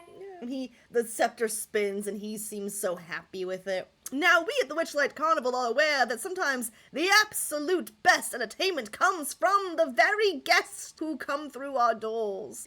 And sometimes the guests who come through our doors are actually members of our very staff. So, we would like to invite to the stage anyone, burnouts, who may wish to perform a special skill, a feat of magic, a feat of heroism, something enticing, something monarch-worthy. So we will now invite to the stage anyone who wishes to perform! Is this a normal, like, would Moongllow know, is this a normal thing? It's a fairly normal thing, yeah. It's only on the good nights, only if the crowd's really into it and there's people that he knows can put on a good show. Moongllow, do you want to dance and, like, do acrobatics while I sing? That sounds pretty fun. Yeah. Let's go. So I, like, wave, like, us. Yes, of course, Ray, Moongllow, come to the stage. Anyone else wish to join them in an evening of excellent revelry? I hop up, but I'm more take a side position off to the side, opposite. Probably, I'm gonna enhance the show with prestidigitation. We all need to have our helpers, as it were. Come, you can help, you can perform. Join your friends and your fellow guests on the stage. I, like, grab Corbeth and, like, drag him on stage with me. If somebody tries that, I'm like, don't you fucking touch me. Does I guess stage fright wouldn't apply if you can't see it, right? It does Just like shake your butt a little bit. It'll be fine. Yep. I'm just gonna wiggle then. Gonna be like Tina Belcher. Yeah, You exactly. can go up there. Exactly. Your life. I am not going up there. Have fun. So all of you but Nyla and Oryx, do you go as well or no? I'm gonna sit back. All right, so I'm absolutely not getting up. Nyla and Oryx are going to stay seated. Alma's gonna go up. Alma's gonna go up though. Okay. Oh. I would like to stay seated, but Ray, can Alma come up? Of course. She comes and like hops next to y'all. I'm imagining a little tiny tambourine being given to Alma. Oh. It's like the tiniest little tambourine. I have, like, little finger symbols. Yeah. And I give them to her. Also, like, did acrobatics with Moongllow too. Ooh. So as you guys kind of gather on stage, Light goes, we will now give our performers a few moments, of course, to put together what they wish to entertain us with. Adventurers, should you wish to visit the costume shop behind you, you can. We do wish to be entertained, so hurry back in 5 minutes while the Big Tent extravaganza continues! And you guys are able to make use of the backstage area, the dressing room. You're able to go back in there. So you guys who are performing see a scene of colorful clutter. Tables strewn with makeup kits and glass jewelries. Mirrors are trimmed in glowing orbs of light, and chests of drawers and wardrobes that are spilling over with accessories and garments. And I go over to the chest of garments, and I'm assuming there's, like, a feather boa or something. Oh, yeah, like, there is. Of similar. You find a feather boa and roll a d8. Okay. Is it witch or light that has the pocket watch? It's Witch that has the pocket watch. Is And there a outfit that looks like his? we will check that in a moment. Number 3, Shar is you find like a large casket. You find the bow is actually in a large casket full of costume jewelry as well. Felix, you do see some outfits that could probably be used as a costume facsimile to Witch, and you also do see. Go ahead and roll a d8 for me. A 5. As you're digging through, you do find some disguise, it's makeup kits, disguise self kits, basically, and you also find a retractable dagger. It's harmless, retractable, like prop dagger. Moonglow. You're also able to look through. What are you looking for? What? Moonglow's gonna look for some sort of like bracelets or anklets with like tassels. All right, go ahead and roll a d8. 8. You actually find a clown costume with some like fake butterfly wings that are attached to it, and you were originally looking for like tassel-y jewelry, correct? Yeah. And like underneath that costume, you actually find like a little box. It's actually just full of all sorts of really cool tassel jewelry, including a cool like headpiece that actually has like a little crown that has tapestry like tassels suspended amongst the pieces, and like some bracelets, and like it's all in there's a little fringe bag as well. Purse that's got fringe on it. So I take that boa and I put it on Corbus because I know he's not going to dig through things. Sure. Corbus, if you want to roll a d8 to see what you stumble upon on accident, you can. I was hoping to find some googly eye glasses, Okay. but I got a 4. Excellent. So you don't find the googly eye glasses. Ray does, and she shows them onto your face. But you do find the front and rear halves of a 2-person unicorn costume. All right. The urge for you just to go on as the horse's ass. Yep. I will absolutely get into the back half of that costume with my googly eyes on. Yeah. And they are connected, so the front half will just trail behind you. Sweet. I'm just keep in mind, I'm putting it on with the tail facing my front. So as I'm walking around, That's So, why the front is if you trailing actually behind could you. use your eyes, Because you're blind? yeah. so you would be looking out of the horse's ass. I love it. Well, I'm just hearing things. Okay. I go through some of the costume jewelry that was in that casket and like make myself look all glittery. Can I use some of Felix's makeup and like really glam us all up? Sure, you can. And as you do that, you actually find a wire headband that's fitted with like a sparkling paper unicorn horn. I will put that on since Moonglow has Moonglow's interesting little tassel-y thing, which I feel like would be very distracting to a cat. So I put that on and I put some go over to Felix and like give him like some exaggerated blush and stuff. I want to look like Mr. I want him to look like Mr. Witch. Mr. The one that Witch. has a pocket Okay. watch. So I do my I best to like do his makeup to like encompass what Mr. Witch looks like. Moonglow is a cat, so I don't want to put makeup on their fur. Yeah. On Moonglow's fur. Because this is cozy D&D. I want to go ahead and say all the makeup you find is not tested on animals, but is also somehow animal safe. Moonglow, would you like makeup? No. So, It would still get in their fur though. yeah. Okay. Are you guys ready? Erica has to go grab her computer charger. But then, yes. While Erica's doing that, I want to grab a soda. Okay. Actually, I wouldn't mind a quick little step away either. Do you guys want to be back in 10? Sure. All right, great. And then we'll get to the entertainment. Okay, the time has come for performance. Okay. Have we given some thoughts to what our performance will look like? A shit show? Way to aim high, Yeah, folks. Moonglow's plan is to just do like kind of improvised acrobatics to go with whatever rhythm and lyrics Ray does. And Ray, what kind of song have you picked out for this spectacle? That's a good question. Life of a showgirl, obviously. Naturally. If I'm gonna, And if I'm going to go, you do not need to play it. It is fine. We won't be able to Thank hear you. it very well, and it would also probably not be good on the YouTube side of things to play a Taylor Swift song. But for anyone who watches this, imagine if you have heard Life of a Showgirl. I have not, but if you have, imagine it playing while they do their shenanigans. Although it's Life of a Showgirl is a whole album, so is there like an individual song on that album that is? there's okay. a song. That's called what I was like. Life of a showgirl. So during the song Life of a Showgirl, that will be playing while these activities go on.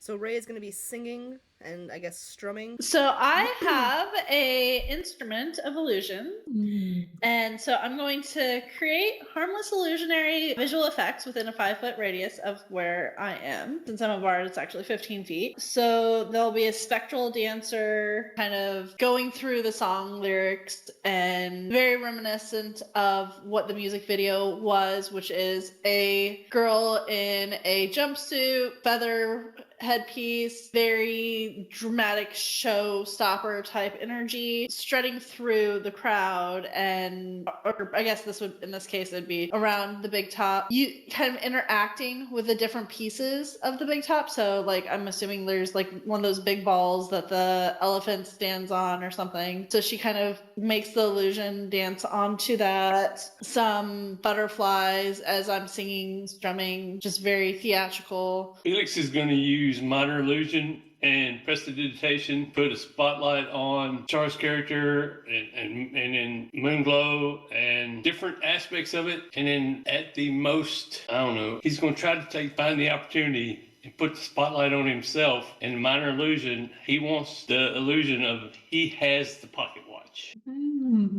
All right. And he's doing similar things to what Witch was doing earlier. So basically he's with going to pocket watch. he's going to be sitting off to the side while they're all doing this, pretending to be Witch. Gotcha. Okay. Yes. Okay. So we have Moonglow flipping in the air, doing excellent acrobatic floor show, some air show, some just all around cool shit going on. We have Ray strumming, making some magical illusions show up and music play to the tune of Life of a Showgirl. And then we have Felix on the side of all of this, casting lights here and there, highlighting the show, while he himself mimics being Mr. Witch with a minor illusion of the watch. And we will resolve what it's gonna look like when the spotlight goes to you to reveal your moment in a second. Yeah, he's actually going to use a pocket watch he has, but a minor illusion on it. Okay, cool. That will affect things. So, for the actual event itself, you're all going to be making a little performance roll, obviously. Obviously. So everyone is gonna do a performance roll, everyone who is performing. Do we get any type of advantage to this? Have you done anything that you think merits advantage? Do you have any people who are helping you in the audience, or are they sitting there simply watching you? Alma's there. She's acrobaticking around with Moonglow. A little bunny and a giant kitty. How cute. Uh-huh. Very precious. So Moonglow will get the help action. All right. Oryx is watching light and just kind of seeing if I can glean any information while they do their performance. All right, so probably not much for advantage, but you will get to make a different investigative roll when we conclude their performances. Oh, yeah. Nyla is the same. Like, wargs in and out of Alma when they're backstage to, like, make sure nobody kills them, but then, like, comes back and is still, like, stalking those two as well. Alrighty. Nyla's just like warged out, like semi-present, semi-warg, just like one eye's all faded out, one eye's watching everything. Yeah, but when they come back and she sees Alma on the stage, she's herself. You gotta be and fully Alma present. is Your familiar's gonna do some cute stuff. You gotta lock in. You gotta watch this shit. All right, Corbus, what are you doing what have you been instructed to do? I guess I should say in the chaos of this big show, while Ray is performing Life of a Showgirl and Felix is pretending to be Mr. Witch and directing the lights, and Alma is assisting Moonglow with the acrobatics. What are you doing to contribute to this show? I feel like Corbus would just be running the perimeter of the ring as a backwards unicorn with like the front of the unicorn flopping behind him. What does Corbus think he's doing? Entertaining people. Does he think he's actually in the outfit correctly? Probably. I mean, he just knows at the moment he is in costume. So his contribution to the performance is just running around being annoying? It's entertaining, not annoying. That is perspective, sure.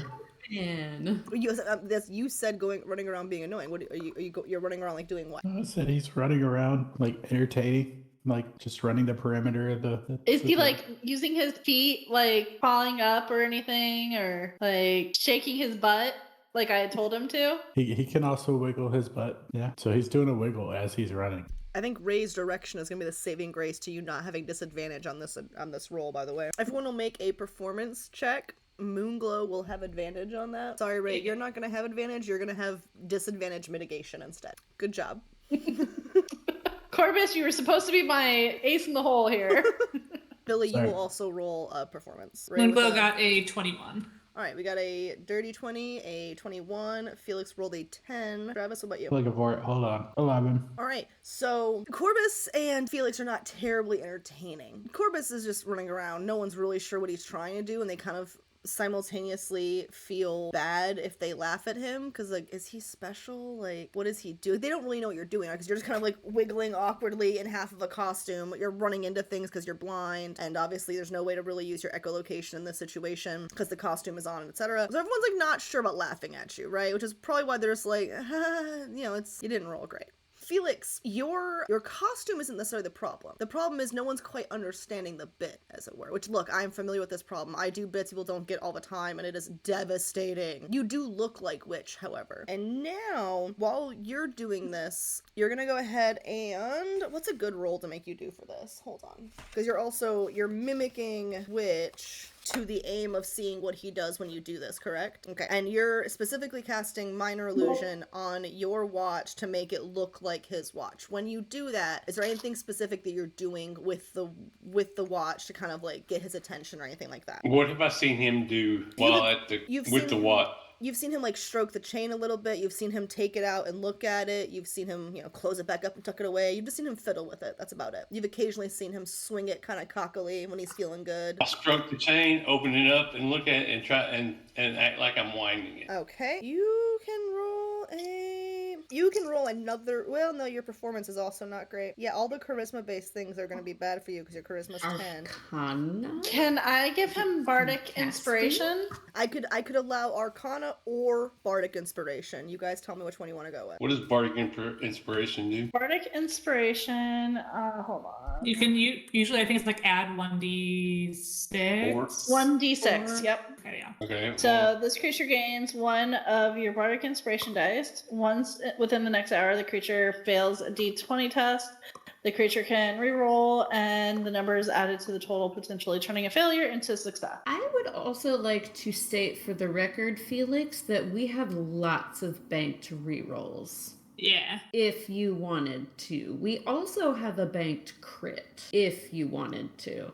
I would propose that, it's probably a group decision for the crit and for the rerolls most of the time, but, I would propose that for discussion as well.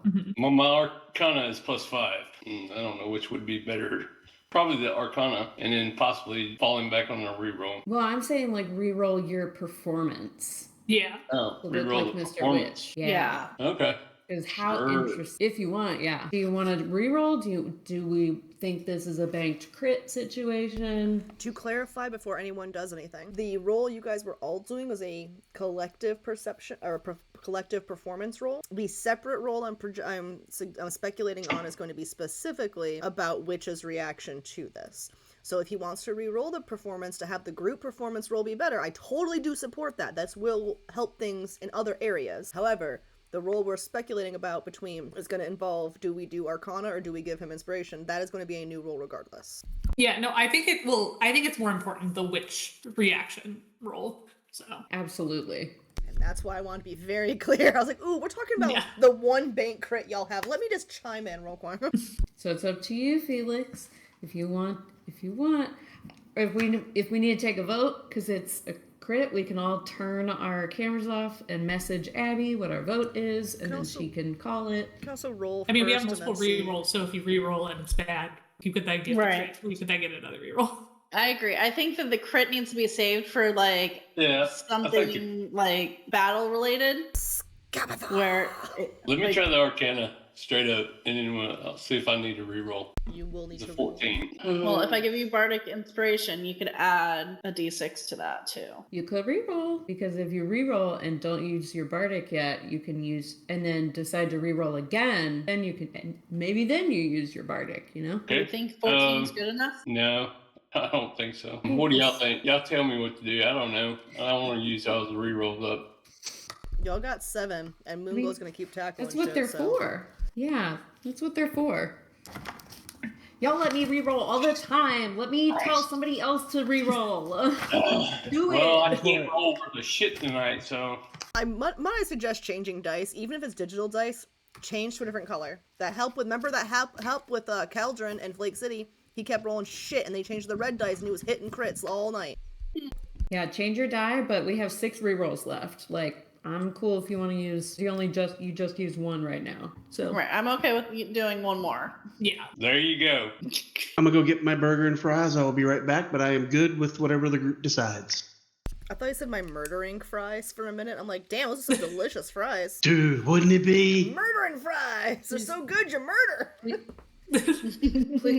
please don't leave it on the nat 1. Please don't. There we go. 18. That's a good one. There we go. Yeah. So that one. Now we have 4 left. So a ton. Can we add a D6 to that? Can I add a D6 to that? You got it. Ooh. 21. Over 20. Nice. You love to see it. Alright, so you are That's what we fiddling. call teamwork. You're fiddling with the watch. You start pretending to wind it up. Dun, dun, dun, dun, dun, dun, dun, dun, dun, dun, dun, dun, dun, dun, dun. Everyone make a... What's a good saving Oh, throw? fuck. Oh, what? Well, Billy, you're gonna not have a chance for the saving throw. You don't get it at all. No saving throw for you. Let's say we'll say an intelligence saving throw. Oh, I'm dumb. Oh, hey. 5. Got one of those. 9. Sorry, I'm guys. very influenced by the effects of my employers. Nyla, I what'd think you I was get? running around like a literal horse's ass. Unicorn's ass. Oh, yeah. Well, I haven't rolled mine yet. I'm contemplating what might turn into a group conversation as well. Okay, I have a group question. I rolled a 14. Did anybody else roll well? You think like 14 or higher? I didn't hear everybody's numbers. Kenny's not back yet. Okay, good. Because this is a situation in which I would use my banked crit. Nyla has been keeping her eye on Mr. Witch this whole time and then gets that vibe and feels the save. Like, I would use that banked crit if you would, as a DM, allow it. I will say this. Alma has been, or since Nyla's been watching, you could have the roll at advantage, but I don't know, because I adore you, Kat, and I hate how badly you roll. I don't know that you want to use your bank crit for this, because I know what the consequences are if you all fail regardless. So I think that if you re-roll it, you'll be probably okay with what happens. Not going to be a TPK. And I will say you can have advantage Right? since you have been watching. So you can watch it. You can roll again with advantage since you did lock in watching him the whole time. This is her whole thing, is watching, waiting, stalking, hunting. Well, I got another 14 on 1 on each dice. So Okay. it was meant to be what it was. It's meant to be. And then Kenny, could you also do a intelligence saving throw? Yep. Remember, saving throw might be a slightly different modifier depending on where your proficiencies are. Just a general int saving throw? Yep. What would I roll for proficiency? You just roll a d20. Okay. Ooh, 18. So Thank God someone rolled good. Kenny and Nyla, you had a 14. Anyone else have anything close to those two numbers? I didn't get to roll. No, you don't get to roll. You were in the find out Did not phase. have anything. Nothing close to that. Yeah. So Rock this shit on myself. all of you freeze, are unable to move. It's almost as if time itself has frozen. However, a couple of you can at least watch. So Kenny and Nyla, you two are able to watch as Felix, who is also frozen in time, fucking with his little watch. I don't know if Felix, are you scared in this moment when Witch looks across you, locks eyes with you, a smirk crosses his face, and he presses down on the watch, and that's when everything freezes while he looks at you. He, however, is able to cockily saunter over to you. On the stage, you see Mr. Light still spinning, going, "Oh, I wonder if he's mad. Oh, this is fun." I'm a little dizzy now. Is he aware that we're aware? Witch, I don't know if Witch or Felix are aware that you're aware, but none of you can move regardless. So, and that's what he does know.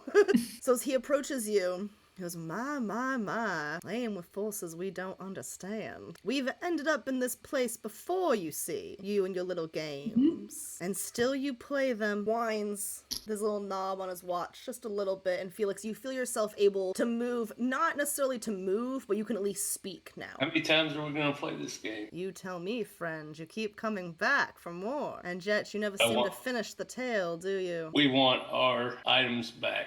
We want to help you and this whole carnival. I'm sure you We need a way. This is the first time that you have tried to negotiate for something that isn't my watch, which tells me that perhaps you are able to learn despite not having your memories.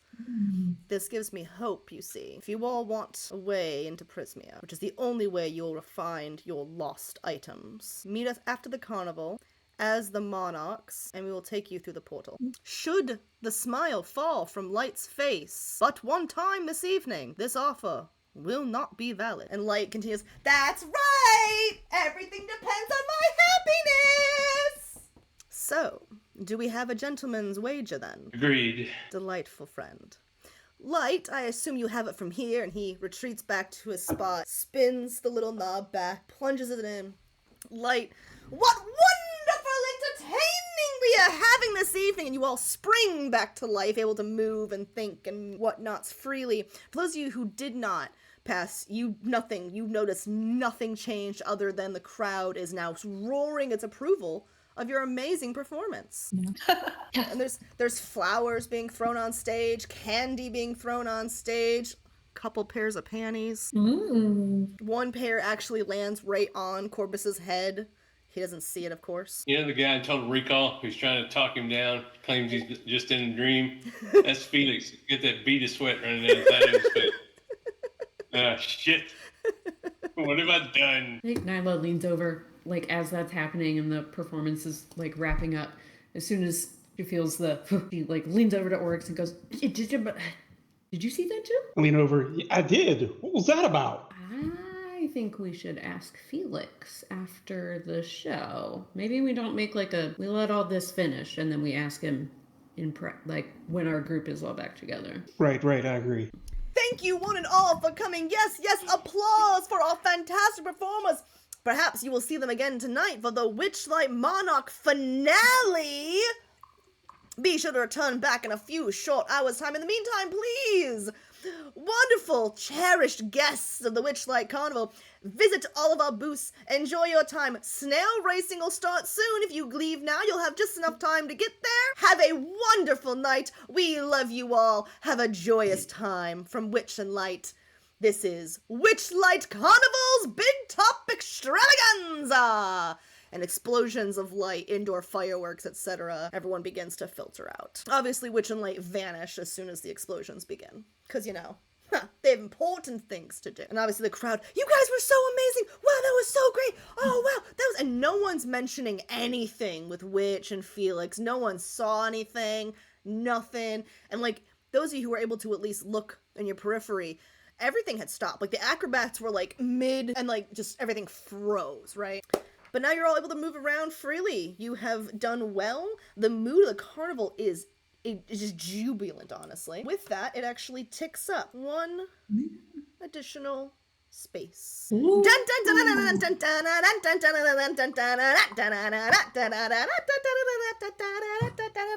the time tracker correct, or is it? No, it is. Boop. We are now in the hour after the Big Top Extravaganza. It's the top of the hour. If you hurry over, you can meet the snail racing just in time. I think as they come off the stage, I want to go up to Felix and go, hey, did Mr. Witch go talk to you?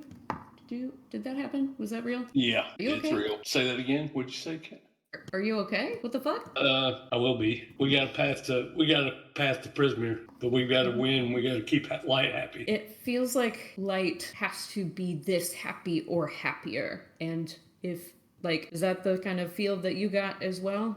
Yep. Because that's kind of crazy. Okay. I had a memory. Was it a memory, Abby, or did somebody tell me, or who told me that watch will be the death of me? You remember that? I can look back through my notes. Where is my notes? Shit. My notebook. Did you have it Someone when you didn't started, have their or ticket. did you get it? Man, that would be fucked. Someone doesn't have their ticket, so Gleam shows up and is like, and I got your notes, bitch. Under my dice tray. No. Which I thought was sitting flat on my desk. See? You stop worrying about it and it appears. This is my life, guys. This is me. This is why I don't see him. This was in session 4, and we were actually in Witchlight, we were in Witchlight, and it's when I got to figuring and cat summoning. Prismere booklet, the pocket watch, and I got told that watch will be your undoing. That might have been right at the end of Sourberry. The next session has Sammy the Snail. Yeah, it does, because I'm awesome. We gotta take this snail to the snail races. Thank you for the number. I have the proof. It was walk past where I. It was something crazy. We walked past where I killed the deer, and we all chuckle. I rolled a 2 on the check to tell whether this is real or imagined. So, whatever that spooky, scary voice was said, "You'll love the carnival, dear." Ray heard a gentle jingle in the air and the feeling of being on stage. Felix heard a ticking sound, a clock. He sees a watch that he desperately wanted. That watch will be your undoing. Oryx hears the pattern of running feet, 2 sets. Yes, he's close to it now. The vengeance will take sweeter the longer you wait for it. If you had waited until... And I missed the rest of it, I'm sorry. And then for Corbus, a very wet voice. He didn't pay, I get a prize. He didn't pay, I get his eyes. And then we arrive at the troll bridge. Found it. Never gonna Got you, give friend. you up. Thanks, you cat. Because my notes suck. So, Your notes so knew you had to answer notes. the question, though, to answer the question about who told you, though, a spooky, scary voice in the forest? Who knows? Yep, let's go to the snail races. I'm ready to race. Kat and her amazing abilities. Sammy, would you be mad if Taryn joined you in the snail race? I mean, if I were, he'd probably eat me. So, no, I'll kick his ass anyway. Yeah! Let's go! Let's kick some ass! Taryn transforms into a slightly smaller snail than Sammy. Yeah! Dun, dun, dun, dun. Now, did you guys hear what I heard? That in order to win the Witchlight Monarch, you gotta win the frickin' snail races? Did not hear that. I'm glad you said that because I was wondering if we've all heard the same things about what just happened and what's happening next. I'm not sure. I know I noticed something and I just spoke with Felix about it, and Oryx and I kind of noticed something on the stage, and I'm wondering if everybody else that was on the stage recognized, and if not, something happened and we need to tell you. Oh, and that guy frozen Nothing with his happened. watch? Yeah, you guys should talk about that. Wait, what? Yeah, what? I was performing. There was no freezing. Yeah. Just performing. Let's leave the big top and find a place to just kind of check in before we head to snail races. Yeah! It looks like there's a little, like, shop or something. Maybe a food stand next to the snail racing.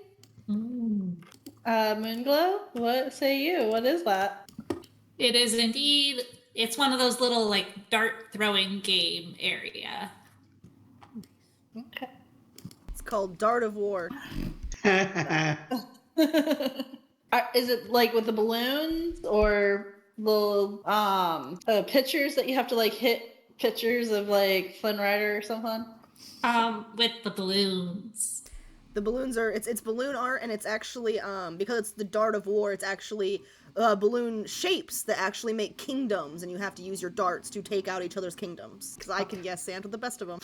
Incredible. I want to play that right now. I do too. So let's talk about this and throw some darts at things. Sounds, yeah, will the popping sounds mask our conversation? If you guys choose to play, it will. Yeah, 100%. Yes. All right, you guys That discuss sounds while I make fun. up some rules off the top of my head real quick. So while y'all were performing, and Nyla does not want to throw Felix under the bus in any way, shape, or form, which is why Nyla started the conversation, and said, while y'all were performing, there was like some really risky stuff happening, and Mr. Witch can do what we were thinking, and he paused time. Oh yeah, he definitely can do that. Have you known him to do that before? Let's roll a d20 I mean, I and don't know find if out. I've ever noticed him doing it, because you kind of usually don't notice when someone pauses time, but like yeah, I feel like it's well known that the stopwatch has that ability. So I think as we're trying to win the carnival, right, and like become monarch. But I'm wondering if like we should be careful, because if someone can pause time, they can probably do other things with it, and Mr. Witch is kind of scary. Apparently, one of the things that I've done before is try to separate him from his watch. What? I assume that didn't go very well for you. That's why I'm here and have no memories. And I'm inferring. I'm not positive, but yeah. Did Mr. Witch seem pissed at you, or did Mr. Witch seem like, ha ha ha, you failed again? Or like, what was their energy? Kind of like, I tire of you. You're after the watch again. And I told him all we're looking to do is help him and the carnival and get our stuff back. Mm-hmm. So show us a way. And he said that make sure that Light's happy, become the monarch, and after the carnival, he will give us away to prison. He'll show us the way to prison. Are you choosing to omit the other thing he told you? No, I'm forgetting. Okay. He also did tell you this is the first time that you've tried this shit, that you've asked for something other than the watch. Right. Yeah. I say that too. And the reason I think that is for reasons that Abby just said. I'll say that. This is the first time I've asked for something other than the watch. Do you have any thoughts on why you wanted the watch so bad before? He didn't say, but I have feelings because I want the watch. It's just because I'm obsessed with time. I don't think time is what everybody believes it to be. Did he refer to you by name? Did he? I don't think he did, but Abby... I don't think he did. I don't think that he actually said your name, but I don't think it would be a leap that he wouldn't know your name, considering you guys all had named tickets. He seemed very familiar with who I was. He did not say my name, but he acted as if he knew me from not only now, but the past. Had the DM used the name, it would have been on point for the character to have known it. I'll say that. I didn't use it, but it would have made sense for him to have done it. Because yes, he does know your name. To be clear, Witch knows all of your names. But I didn't give him my name. I gave him a stage name. I was just wondering if Mr. Witch said a different name and we missed it. But or like very specifically avoided saying Felix's name. I'll go back and listen. I don't believe he used your name. I'm almost certain I did not, but he does know your name. Never give a... He's not a fae! It's just a fae carnival. He's associated with the fae. There's fae magic around. Give fake names. Is he like human? Humanoid? No, human? he's a Shatter Kai elf. That's right. Yeah, him and Mr. Light both. I mean, aren't elves basically like the fae? That's a hot take, Ray. That's a hot I'm take. half elf. A half elf or a whole elf? I am an Eladrin, which is essentially a fae elf. Ray, you're a half elf. We have a human, a gnome, an Eladrin, a tabaxi, and a halfling. We got a cute little party. Kind of crazy to think that Felix might have years of his life missing, and he doesn't have that many to go missing in the first place as a halfling. Aww. It's like he's a half-life. So are you guys going to play Dart of War, or are you guys just going to head into the snail race? I feel like if you came up with the game mechanics that quickly, we should probably at least play a couple rounds. Go ahead, roll Yeah. a d20. It's a dexterity roll, by the way. We agreed to do it. Ooh, I'm totally in on I this one agree. for Dex roll. Step right up to the Dart of War. You get 3 darts to take down the kingdom. You are muted. Can I use my own darts? Nope, gotta use these ones. Is there anything fishy about the dart? It's just a dart that you'd get at a carnival. If I'm proficient with darts, do I get the proficiency bonus? Sure. That was my question too. Sure. Why not, kiddos? Why not? It's on my character sheet. Yeah, no, yeah. I'm blaming it on Moonglow. It's fine. Moonglow's the one who was like, yeah, there's totally a dark game over here. Oh, yeah. 22. Alrighty. Oh, sorry, hold on. 19. Alright. 2. Moonglo's not good at throwing darts. You guys are going to make 3 total rolls, and you're looking for 2 of those 3 to be over 15. If you guys want to do your rolls and report back to me. Your successes, your failures. Because when you all roll at once, I can't see them all on Owlbear. Moonglow had 3 failures. Moonglow, whoopah, whoopah, whoopah. Every single balloon is fine. A couple of herds of Moonglows are gone. Ray only succeeds once, but she would like to persuade the person to let her win. Okay, we will resolve that in a sec. I had 2 successes and 1 critical failure. Okay. Isla misses her first shot as she gets acclimated to the dart and then nails the second 2. Excellent. What Oryx and Corvus? Sorry. Corbus is asleep. Both of those fail. All right, so you're going to also be in the failure club. Yep, 3 Yeah, failures. all 3 fail. All right. Corbus, are you awake? If so, roll a d20 3 times for dexterity. Am I awake? Yeah, one pass, 2 fails.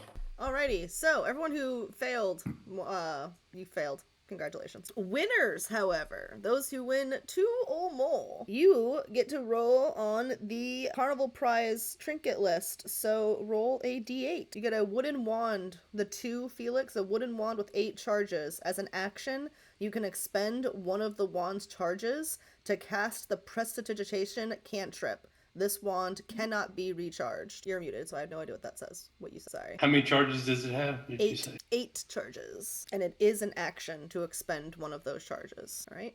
What's the next roll? I also rolled a 2. Can I re-roll? Sure. Oh, it was an 8. Okay. You get a glove puppet in the shape of a wizard. As an action, you can move the puppet's arms to cast the minor illusion cantrip. After 3 uses, the puppet disappears into a puff of smoke. No! Can he just stay forever and not be magical? I'll say after 3 uses, he just becomes a simple puppet. You're good. But there will be a plume of smoke after the 3 uses to denote that he is extinguished. Perfect. Do we have any other successes in the group? All right. And that's been the Dart of War. Yay. On to the snail racing? Yeah. Yes, please. All right. The grandstands next to this race course are filled with cheering fairgoers, ringing bells, swinging rattles, and waving flags. On the starting line, 8 giant snails are having their shells scrubbed by pixies above the circular course. A wooden gantry hangs from the branches of a central tree where 2 goblins officiate the proceedings. As you guys arrive, you are greeted warmly by one of the goblins who is, or one of the fairy goblins, I don't know, one of the creatures who is running the event. Oh, what's up, Moonglow, and the adventurers you got burnout with?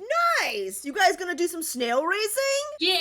Awesome! We actually We have... even brought our own snails. Brought your own. You know you can't bring your own snail. We got these giant snails. They got. Oh, you got a little snail guy. What's up, little snail guy? He smells kind of like sativa. Yeah, it's probably because I smoke it like all the time, bro. Do you want to ride on a little snail? How many of you want to ride on a little snail? I think I got snails for all of you, actually. Let's go ahead and have the GM switch the map, and we can get you guys some snails. Ooh. Wait, what do you mean? What do you mean? What do you mean we do the race in the snail? Ah, that's so cute. So, snail trails are real, right? This is the map that we have, and here are the snails that we have. With a ramp, too. Huh? With a ramp, too. Yeah.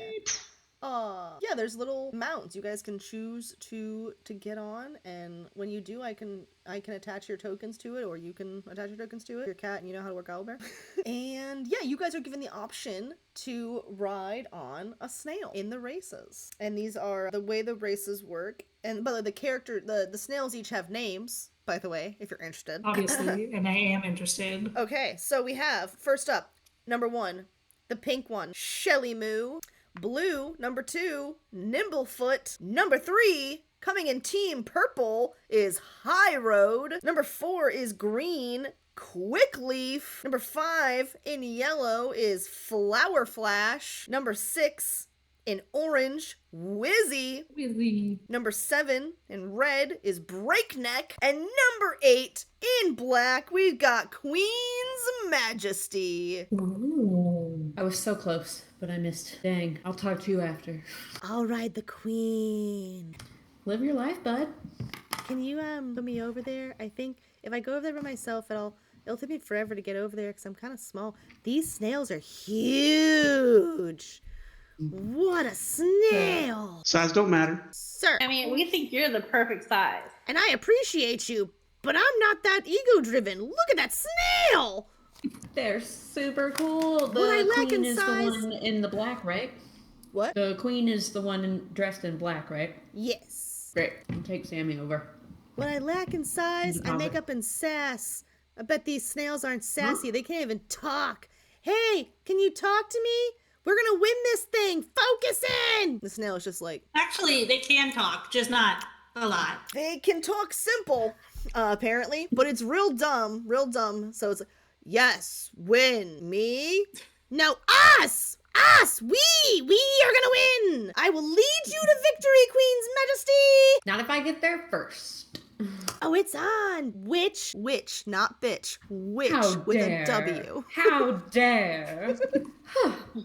We got this! And remember, guys, we gotta make sure one of us wins so we can become monarchs! Yeah. I don't know if that's true, but we're still gonna try and win anyway, right? Oh, we're gonna dominate. I mean, I got the should fastest one. Karen take the last one? That way we have an 8 out of 8 chance. As long as you handle the turn for it, sure. Okay, so yeah, Karen will take the. Does that mean Karen becomes the monarch? That would be That seems beautiful. dangerous. I will fucking kill that mimic if it beats me as a monarch. Fuck, Alma does that deserves mean monarch Sammy more could than become either the one of us. I'm hopping on this same snail as Sammy. It's like, you know what? We're in this together. I will destroy. Real competitive side of him. So you guys are able to do the snail racing, and the way this works is pretty simple. You once per round, you will make a DC wisdom check, and if you're successful, you'll go further. If you're not successful, you will go less far. Makes sense. So, who's ready to go? Who wants to go first? Wisdom, animal handling. Sammy gets to go. So each round you go. No. Huh? Sammy does not get to go. Okay. Sammy and I are on the same snail. Oh, my Sammy apologies. and I'm not gonna I have to roll then. Sweet, you are roll. together. Yeah. If you roll badly though, he's gonna help you. Same. Great. Moonglow rolled a 9. 9. All right. And Crit. you will- Oryx got an 18. basically the way this works. So your base is 80. You're adding or taking away from 80. Who all did? What was the top score we had? Was who? Oryx. 18. 18. Sweet. So you will get to. Oh, I crit. Oh, you critted? Yeah.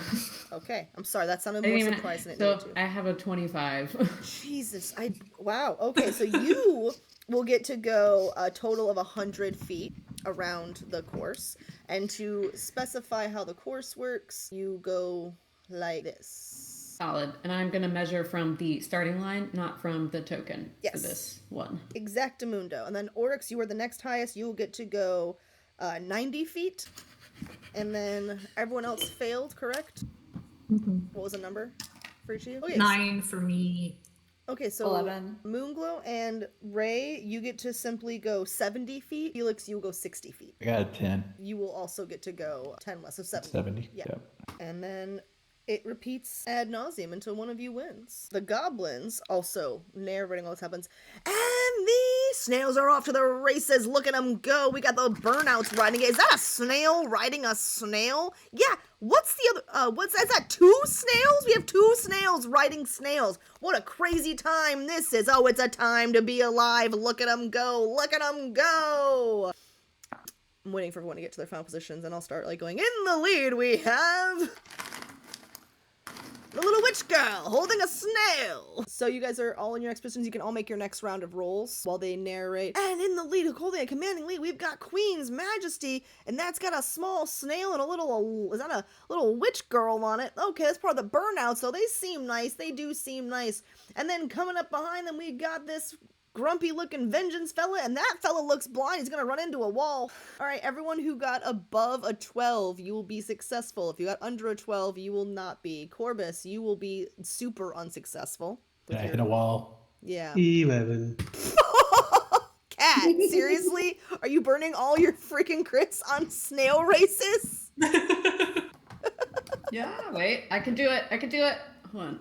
Shit. Oh, you can't even see the light. See Fuck. it. You can Alright, see so- that there was a 2 on there. So those dice are But good. not- We're just glad that you're getting some crits finally. No kidding. Ah. No one deserves it more. Couldn't go to a more deserving witch. Like before, if you succeed, aka if you super succeed, you roll 5 above 12, you will get to go a whopping 100 feet. And then if you just simply succeed in the 12 range, you will go 80 or you will go 90 feet, so on and so forth. If you lose, but not poorly, you'll go 70 feet and then, or 80 feet and then, or 70 and then 60. Same math as before, guys. Same as before, so do I go 100 or 120? You'll go 100. Same rules as last round. I don't think they have any special rules for a crit, unfortunately. And they are off. Except for that blind fella. Yeah, he doesn't seem to be doing too well. Well, the rest of them are doing well. Are those the performers that just performed on the big top? That is. Wow, they made good time. Performed, then come over here to start kicking ass in these races. That is quite impressive. Where'd they pick up the snails, though? I think they came with them. Do they have their tickets? I'm sure they have their tickets. They're burnouts. Obviously, they'd have their tickets. Same thing. Do it again. That's a success. That's a success. That's a success. 19. Also a success. I got a rock. 5. That's a super failure too. That's 60, right? 19. Yep. So anything over a 17 basically gets to go 100 feet. Anything that simply succeeds by meeting a 12 gets to go 80 feet. Right? Do I have that right? Yes. And then if you fail, you'll go 70. If you super fail, you go 60. So 190 success. As you guys go around, you do see the crowd, you do see, various kids you've seen playing and running around, various people who have been guessing at the carnival or cheering and screaming in delight. As you round next bend, when your character gets to the bridge, you will get to make a perception roll as well. Nyla's running off. Nyla's finally found her talent. Fast. This will be my animal companion, my beastie companion. It'll be a large snail instead of what I was thinking it would be. Alright, is this the next round of rolls? Yep. Roll number 4. 9. 24. I have a 17. 17 was the cutoff for 100, right? Okay. If you fail, what do you go? If you fail, 60? but not by a lot. Did you fail by a little or a lot? 6. 60. And then you said on the bridge we make a perception. Yep. 23 for perception. Did Cat not roll a good perception? I want to cry. This game is so fun and chooses the story to tell that it chooses to tell. I got a 3 on my perception, and it's just... Nyla is like, whoa, I wasn't expecting this fucking snail to be this fast. Sammy is like, all up in my face. Alma is here. There's too much going on. I just try to stay on. Well, you could roll perception for Nyla. I am Nyla. Oh, sorry, for Alma. Okay, I will.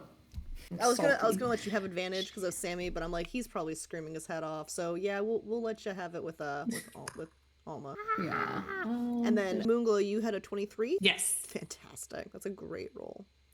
As you crest to the top of the bridge, let me take Sammy off my hand. As you crest the top of the bridge, peek out, and you actually see Light walking the trail, smiling, cheering, enjoying the revelry. He's like, yes, snail racing, get it, girl. Oh, look at the snails. Is that a snail riding a snail? Is that 2 snails riding a snail? How fun! So, perception for 16 for Alma. Alma sees, much like I described to Moonglow, walking, very happy, very excited to see everyone doing well. And next round of rolling. Oh, 6. Ouch. That is not 7. really enough. Not bad, Corbus. Not enough to catch up with us, though. Eat our dust! I mean slime! What is that under? I'm sorry? I got a 7, so how far do I go without? Be 6. I'm gonna go 60, sorry.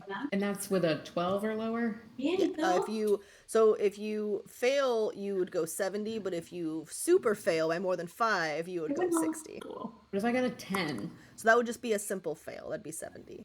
I'll take it. Yeah. It could be worse. It could be a 60. Since they've already kind of done the perception, do any of us behind them need to? Yes. To see if you also see Light or maybe someone else. Okay. So Felix, you do not. Oryx, you're not sure. You thought you may have seen Mr. Witch, but it could have been anybody. Next round? 21. Kenny's catching up now. So you said it's 100, right? 100, yeah. Corbus, that'll pass. Ray, that'll pass. 13? 13 passes. With a 70 again? Or no, so if you pass, it's an 80. I got it. 16. That should be, is that 90? Yeah, that'll be 90. Or no, that'd be 90, yes. Ooh. And they are coming down the freeway. They might be tying it up this next round.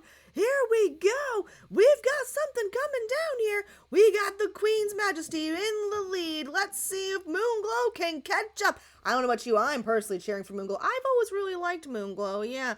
But second's not bad. They say it's first place for losers. Don't say that about Moonglow. Let's see who's gonna win the day. Everyone roll again. Not Felix or Ray. A 12. A 12 passes. I had a 15. 15 also Ooh, passes. 5. 5 does not pass. Nyla, everyone else can do their next rolls for your movement. Nyla, as you cross the finish line, your snail begins to buck with excitement because it's won. And when that happens, Sammy flies off No! and lands on the ground. Can I make a check to catch him? You cannot. This is a plot Why? point delivery system. Sammy! How quickly is this happening? Like, It's Nyla's while about the to round is jump finishing. off this fucking. You'll Okay. have a chance to jump up and run and grab him, yes. But not save him Okay, from his like fall. great. As soon as he's down, I'm off, like falling, getting off the snail, going after him. He lays on the ground like so. Wait, let him face you. Sammy, what happened? Sammy. He's got a little concussion, as Broken. it seems. You see, like, the proverbial stars and birds above his head. Bean, what happened? Why? Where were you trying to go? He got bucked off. The snail bucked him off. Oh, Yeah. okay. Then I'm gonna pick him up. And is he like, here, go back into your home. Go. You've had a lot of excitement today, and I just tuck him back in his little brooch. He might be concussed. Yeah. So he. As the he's rest of gonna you- take I a think- sleep. I think we should take him to the medic's tent. Oh, there's a medic's tent. Oh, great. Okay. Every good carnival has a medic on hand. Moonglow, you would probably suggest the Pixie Kingdom because it is already designed for smaller creatures. The Pixie Kingdom, their medic's tent is going to be smaller, probably more Sammy sized too, And close by. and close by.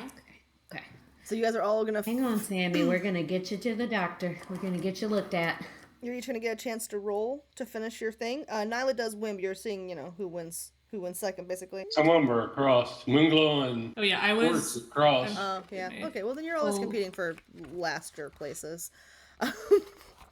Sorry, guys. Does it make maybe the carnival a little bit happier to see us win? So there it is. So I was looking for the prizes specifically.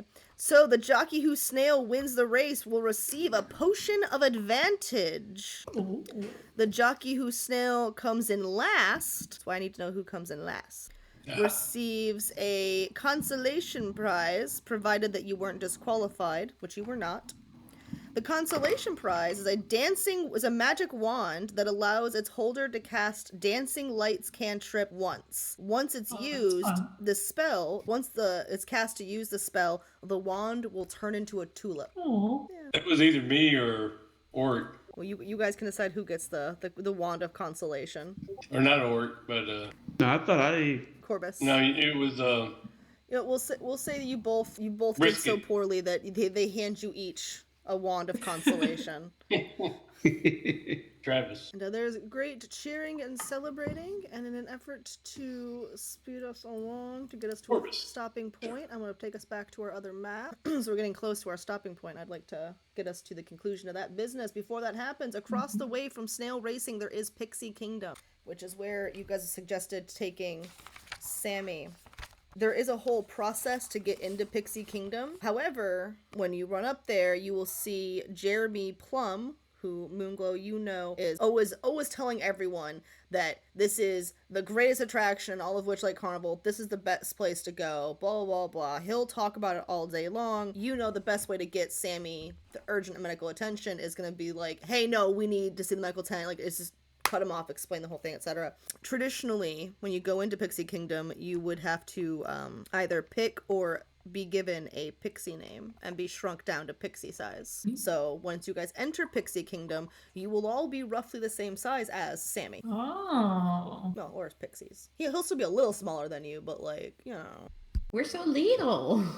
So how are you guys gonna approach getting to doing all of that? I guess is what I'm. I think Nyla is like letting Moonglow lead the way to the Pixie Kingdom and the medic. Like, Sammy. Do I know kind of where in Pixie Kingdom to go? Yeah, it's reasonable to assume you would. But once you're shrunk down, you could. And yeah, we can assume that because, you did know them, that they forego the drama of the pixie naming for the moment. They're going to harass you about getting one later, though. Once you guys get to the tent, some pixies begin looking it over. So just give us a few minutes. We'll be back. And they take Sammy to the back to have him looked over. What do you guys do while you wait? What are you guys doing while you wait to see how Sammy's doing? Get your pixie names, maybe? Yay. I get a pixie name. Sure. Pixie name while also like standing right outside waiting and watching. Or like sitting. Kinda and wandering. just, like walked in. All right, you can roll a d8, pick your name. 6. 6, we have Panache. Panache. Panache. 4. 4, Dimple. I also wrote a 7, Corbus. Well, then you guys can decide who is Puddle Mud and who is re-rolling. I got a 3. 3 is Cotton Candy. 2. Cobweb. We got like 3 left. The best one hasn't been claimed yet. That's a d10 and not a d8. That's still not. Orc's got a 2. Your husband is being very chaotic here. Who has not gotten their name? Okay, what is everyone's name? That's a that good way we one, can make goodness. sure. Yeah, there we go. Good job, Sharp. Panache. I'm Dimple. Cotton Candy. Spiderweb. Puddle mud. Corbus. He rolled a 7, but I don't know if he rolled again. And the 7 was a re-roll. Corbus, 7 was puddle mud, unless he wants Oh, to keep it. sorry. I guess I've been muted. I've duplicated everybody else's roles, so I don't have a name. you can pick between one of the following. You can pick between Bright Mite, Toad Hop, or my personal favorite, Jelly Bean Starfish. Hell yeah. Jelly bean it is. All right, so you guys have your name. Starting again, while you guys wait for Sammy, a copse of oak trees shelters a miniaturized fairground. At its heart, a hamster runs inside a tiny Ferris wheel, encircled by minuscule wagons and candy stalls. A pixie sits cross-legged in the hollow of a tree at the entrance of its realm, and that was Jeremy Plum when you guys entered and all that jazz. Gave you guys your pixie dust to shrink you down into your appropriate size to allow you entry, and allows you guys to wait for Sammy until finally a pixie comes out and says, "Hi, who's here for the incredibly sassy Snail? He's awake again. Okay, hi, yeah, can you guys come with us? He's very sassy and adamant he has to speak with you." Oh, I hope he hasn't been too much trouble. He has a lot of sass packed into that snail shell. Yeah, that you can say that again. I said get my friends in here! Oh, hey guys. My guy. Hey guys. Hello. Hi. They said they Are you medicated okay, me. buddy? They said they were gonna medicate me to calm me down, but they don't know. I'm tougher than the average snail. Yeah, my shell got cracked a little bit, but I'm tough. But I've got a problem. What? What's wrong? Well, you remember how that super stupid bee at the cheese place talked about how maybe we had one time been to Cozy Cove? Or that the carnival had been to Cozy Cove? And I said he was stupid because he was stupid. I don't think he was stupid. I think maybe What did you find out? I think someone took my memories. Well, both can be true. Well, He can still be stupid and somebody took your memories. yeah, you would know, wouldn't you, buddy? That memory is stolen. So, here's what happened. How did you find out? Yeah. So, I went down, and I bumped my head, cracked my shell. I don't know if it was the magic or what, but something knocked something loose in my little snail head. Once upon a time, there I was, minding my own business in Cozy Cove, and the carnival showed up. It's magic. It was so amazing. It plopped down right there on top of us. It was amazing. Lights and sounds and food. It was amazing and wonderful and fantastic. And I was wandering around minding my own business because remember, it might be a carnival, but it's still a forest where I live. So something was True. taken from It's me. true. And then when the carnival So you left, went to the carnival? because I couldn't get out. You know, I couldn't leave. I'm just Snail. I can't move that fast. And when the carnival left, I forgot all about the thing that got stolen from me in the carnival. Because when you leave the carnival, all the memories of what happened went with you. But now I remember. Something was stolen! We have to go to Prismere right now! Do you remember what was stolen? My baby brother. Ooh, does your baby brother have a name? You guys can name him. We get to name the baby. Jelly bean. So when I got this at half price a few weeks ago, I was like, oh no. This is becoming a plot point now. It has to be like a full, like, Sammy the Sassy Snail. It has to be like a full name and title. Jellybean, the jubilant baby. Baby. Jellybean the baby bean. He was so sweet. He was the sweet to my sass. Like a sweet little jelly bean. I think it's been decided. Yeah. Jelly He's a bean. jelly bean. My sweet little brother, Jelly Bean. Wait, so was something stolen from you, Sammy, because you were at the carnival, but you were accidentally there for like too many days because you move slowly? No, because the carnival dropped on top of me. I was already inside of it. This magic is all not right because they'd assumed since I was inside of it, I must not have had a ticket. But I was just here minding my own business. Y'all, do we think that's why the magic in Cozy Cove has been weird?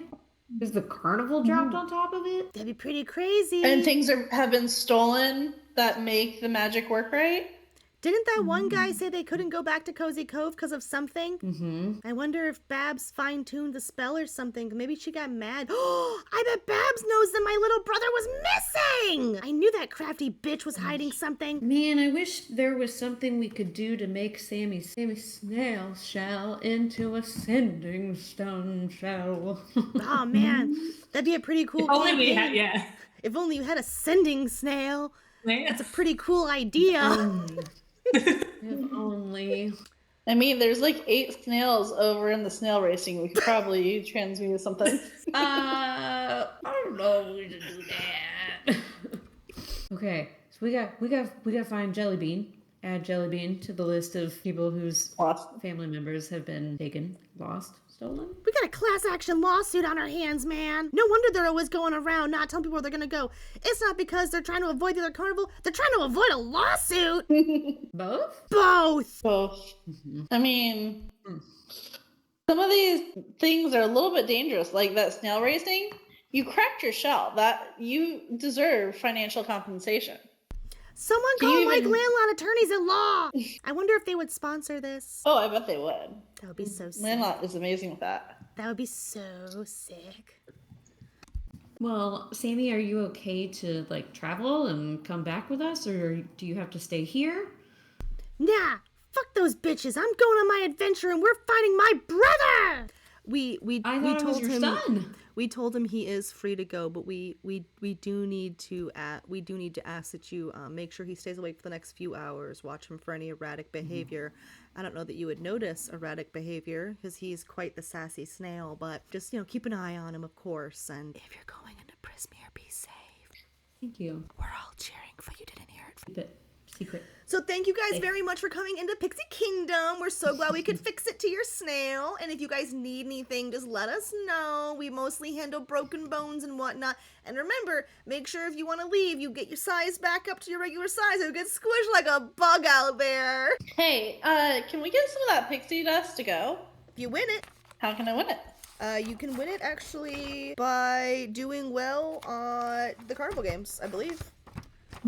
Yeah, you can win a packet of pixie dust at carnival prizes if you roll right. Okay, so we need to play some games next time. So with that, I think this is a good stop point for our session, time-wise and also like storyline-wise, so that you guys we can prepare for Pixie Kingdom. Also, I'm gonna need a lot more tea because Pixie Kingdom is nothing but voices like this. So it's pixies, right? Like, what am I gonna do? Have them all talking down here like this? Like maybe one or two of them ironically, but that's it. But yeah, this will be our session for tonight, or for today rather. Thank you, Kenny, for the map. So I changed the map to make it a little more readable for you guys. And, You're welcome. It's amazing. Good job to Kat for awesome Good times. notes and recapping. Oh, is. And Thank you, Kat, for getting many some crit. karmic crit on the snails. Thank you, snails. So, technology, as you're aware. Oh yeah, and I'm a fucking whiz kid, really, truly. Yeah, otherwise I will see you guys on the 17th for more Witchlight stuff. We're really like, we're like getting into it. Like we're like in the fucking meat and potatoes now. So like Yeah. getting closer to Prismere, honestly. So We're at 8 out of 9, and then 3 hours left in the carnival. Is that accurate on the map? that is, let me see. You guys did do the snail After the racing, snail so we racing? are actually, I'm inching us over. We are 2 hours left. Yes. But Get your shit together. the winning of the snail But race. that means we're the winning of the snail race does take the tracker to exuberant. Yay! So, oh no, sorry, no, sorry, because Sammy got injured. No, it would have, but Sammy got injured. Apologies. It would have been exuberant, but Sammy's injury did make people freak out a little bit. So it's not gone down though. Had you not won and he's still been injured, it would have gone down. But since you won and he was injured, it has stayed the same. Good. And you have 2 hours until the crowning of the Witchlight Monarch. Ooh. And yeah, we will be back here in a couple weeks on the 17th for some gaming. Yeah. Sounds good, everybody. All right. Enjoyed it. Yeah. Love y'all. Sometimes I just Yeah. wish it Give was me like stars and actually wishes. worth it. Let me know. No. Bye. Bye, folks. All right, and that was Bow's Bitches in Witchlight. We had a really great session, really good time. If you enjoyed this and you want to see more stuff like this, stick around. I have a playlist on the screen that you can check out. You can also subscribe to the channel and check out other games. I have a lot of games running, and there should be videos posted pretty often. If you want to read the stuff instead, head over to the blog, abbygrosso.com. I have a bunch of different recaps for all the games I play, and a bunch of other fun stuff too, so check it out. And if you didn't enjoy this, go find something you'll enjoy. YouTube's a huge, awesome website full of stuff. You'll probably find something that you really do enjoy. So please do that. In the meantime, thank you so much for watching, and go play some D&D. Bye!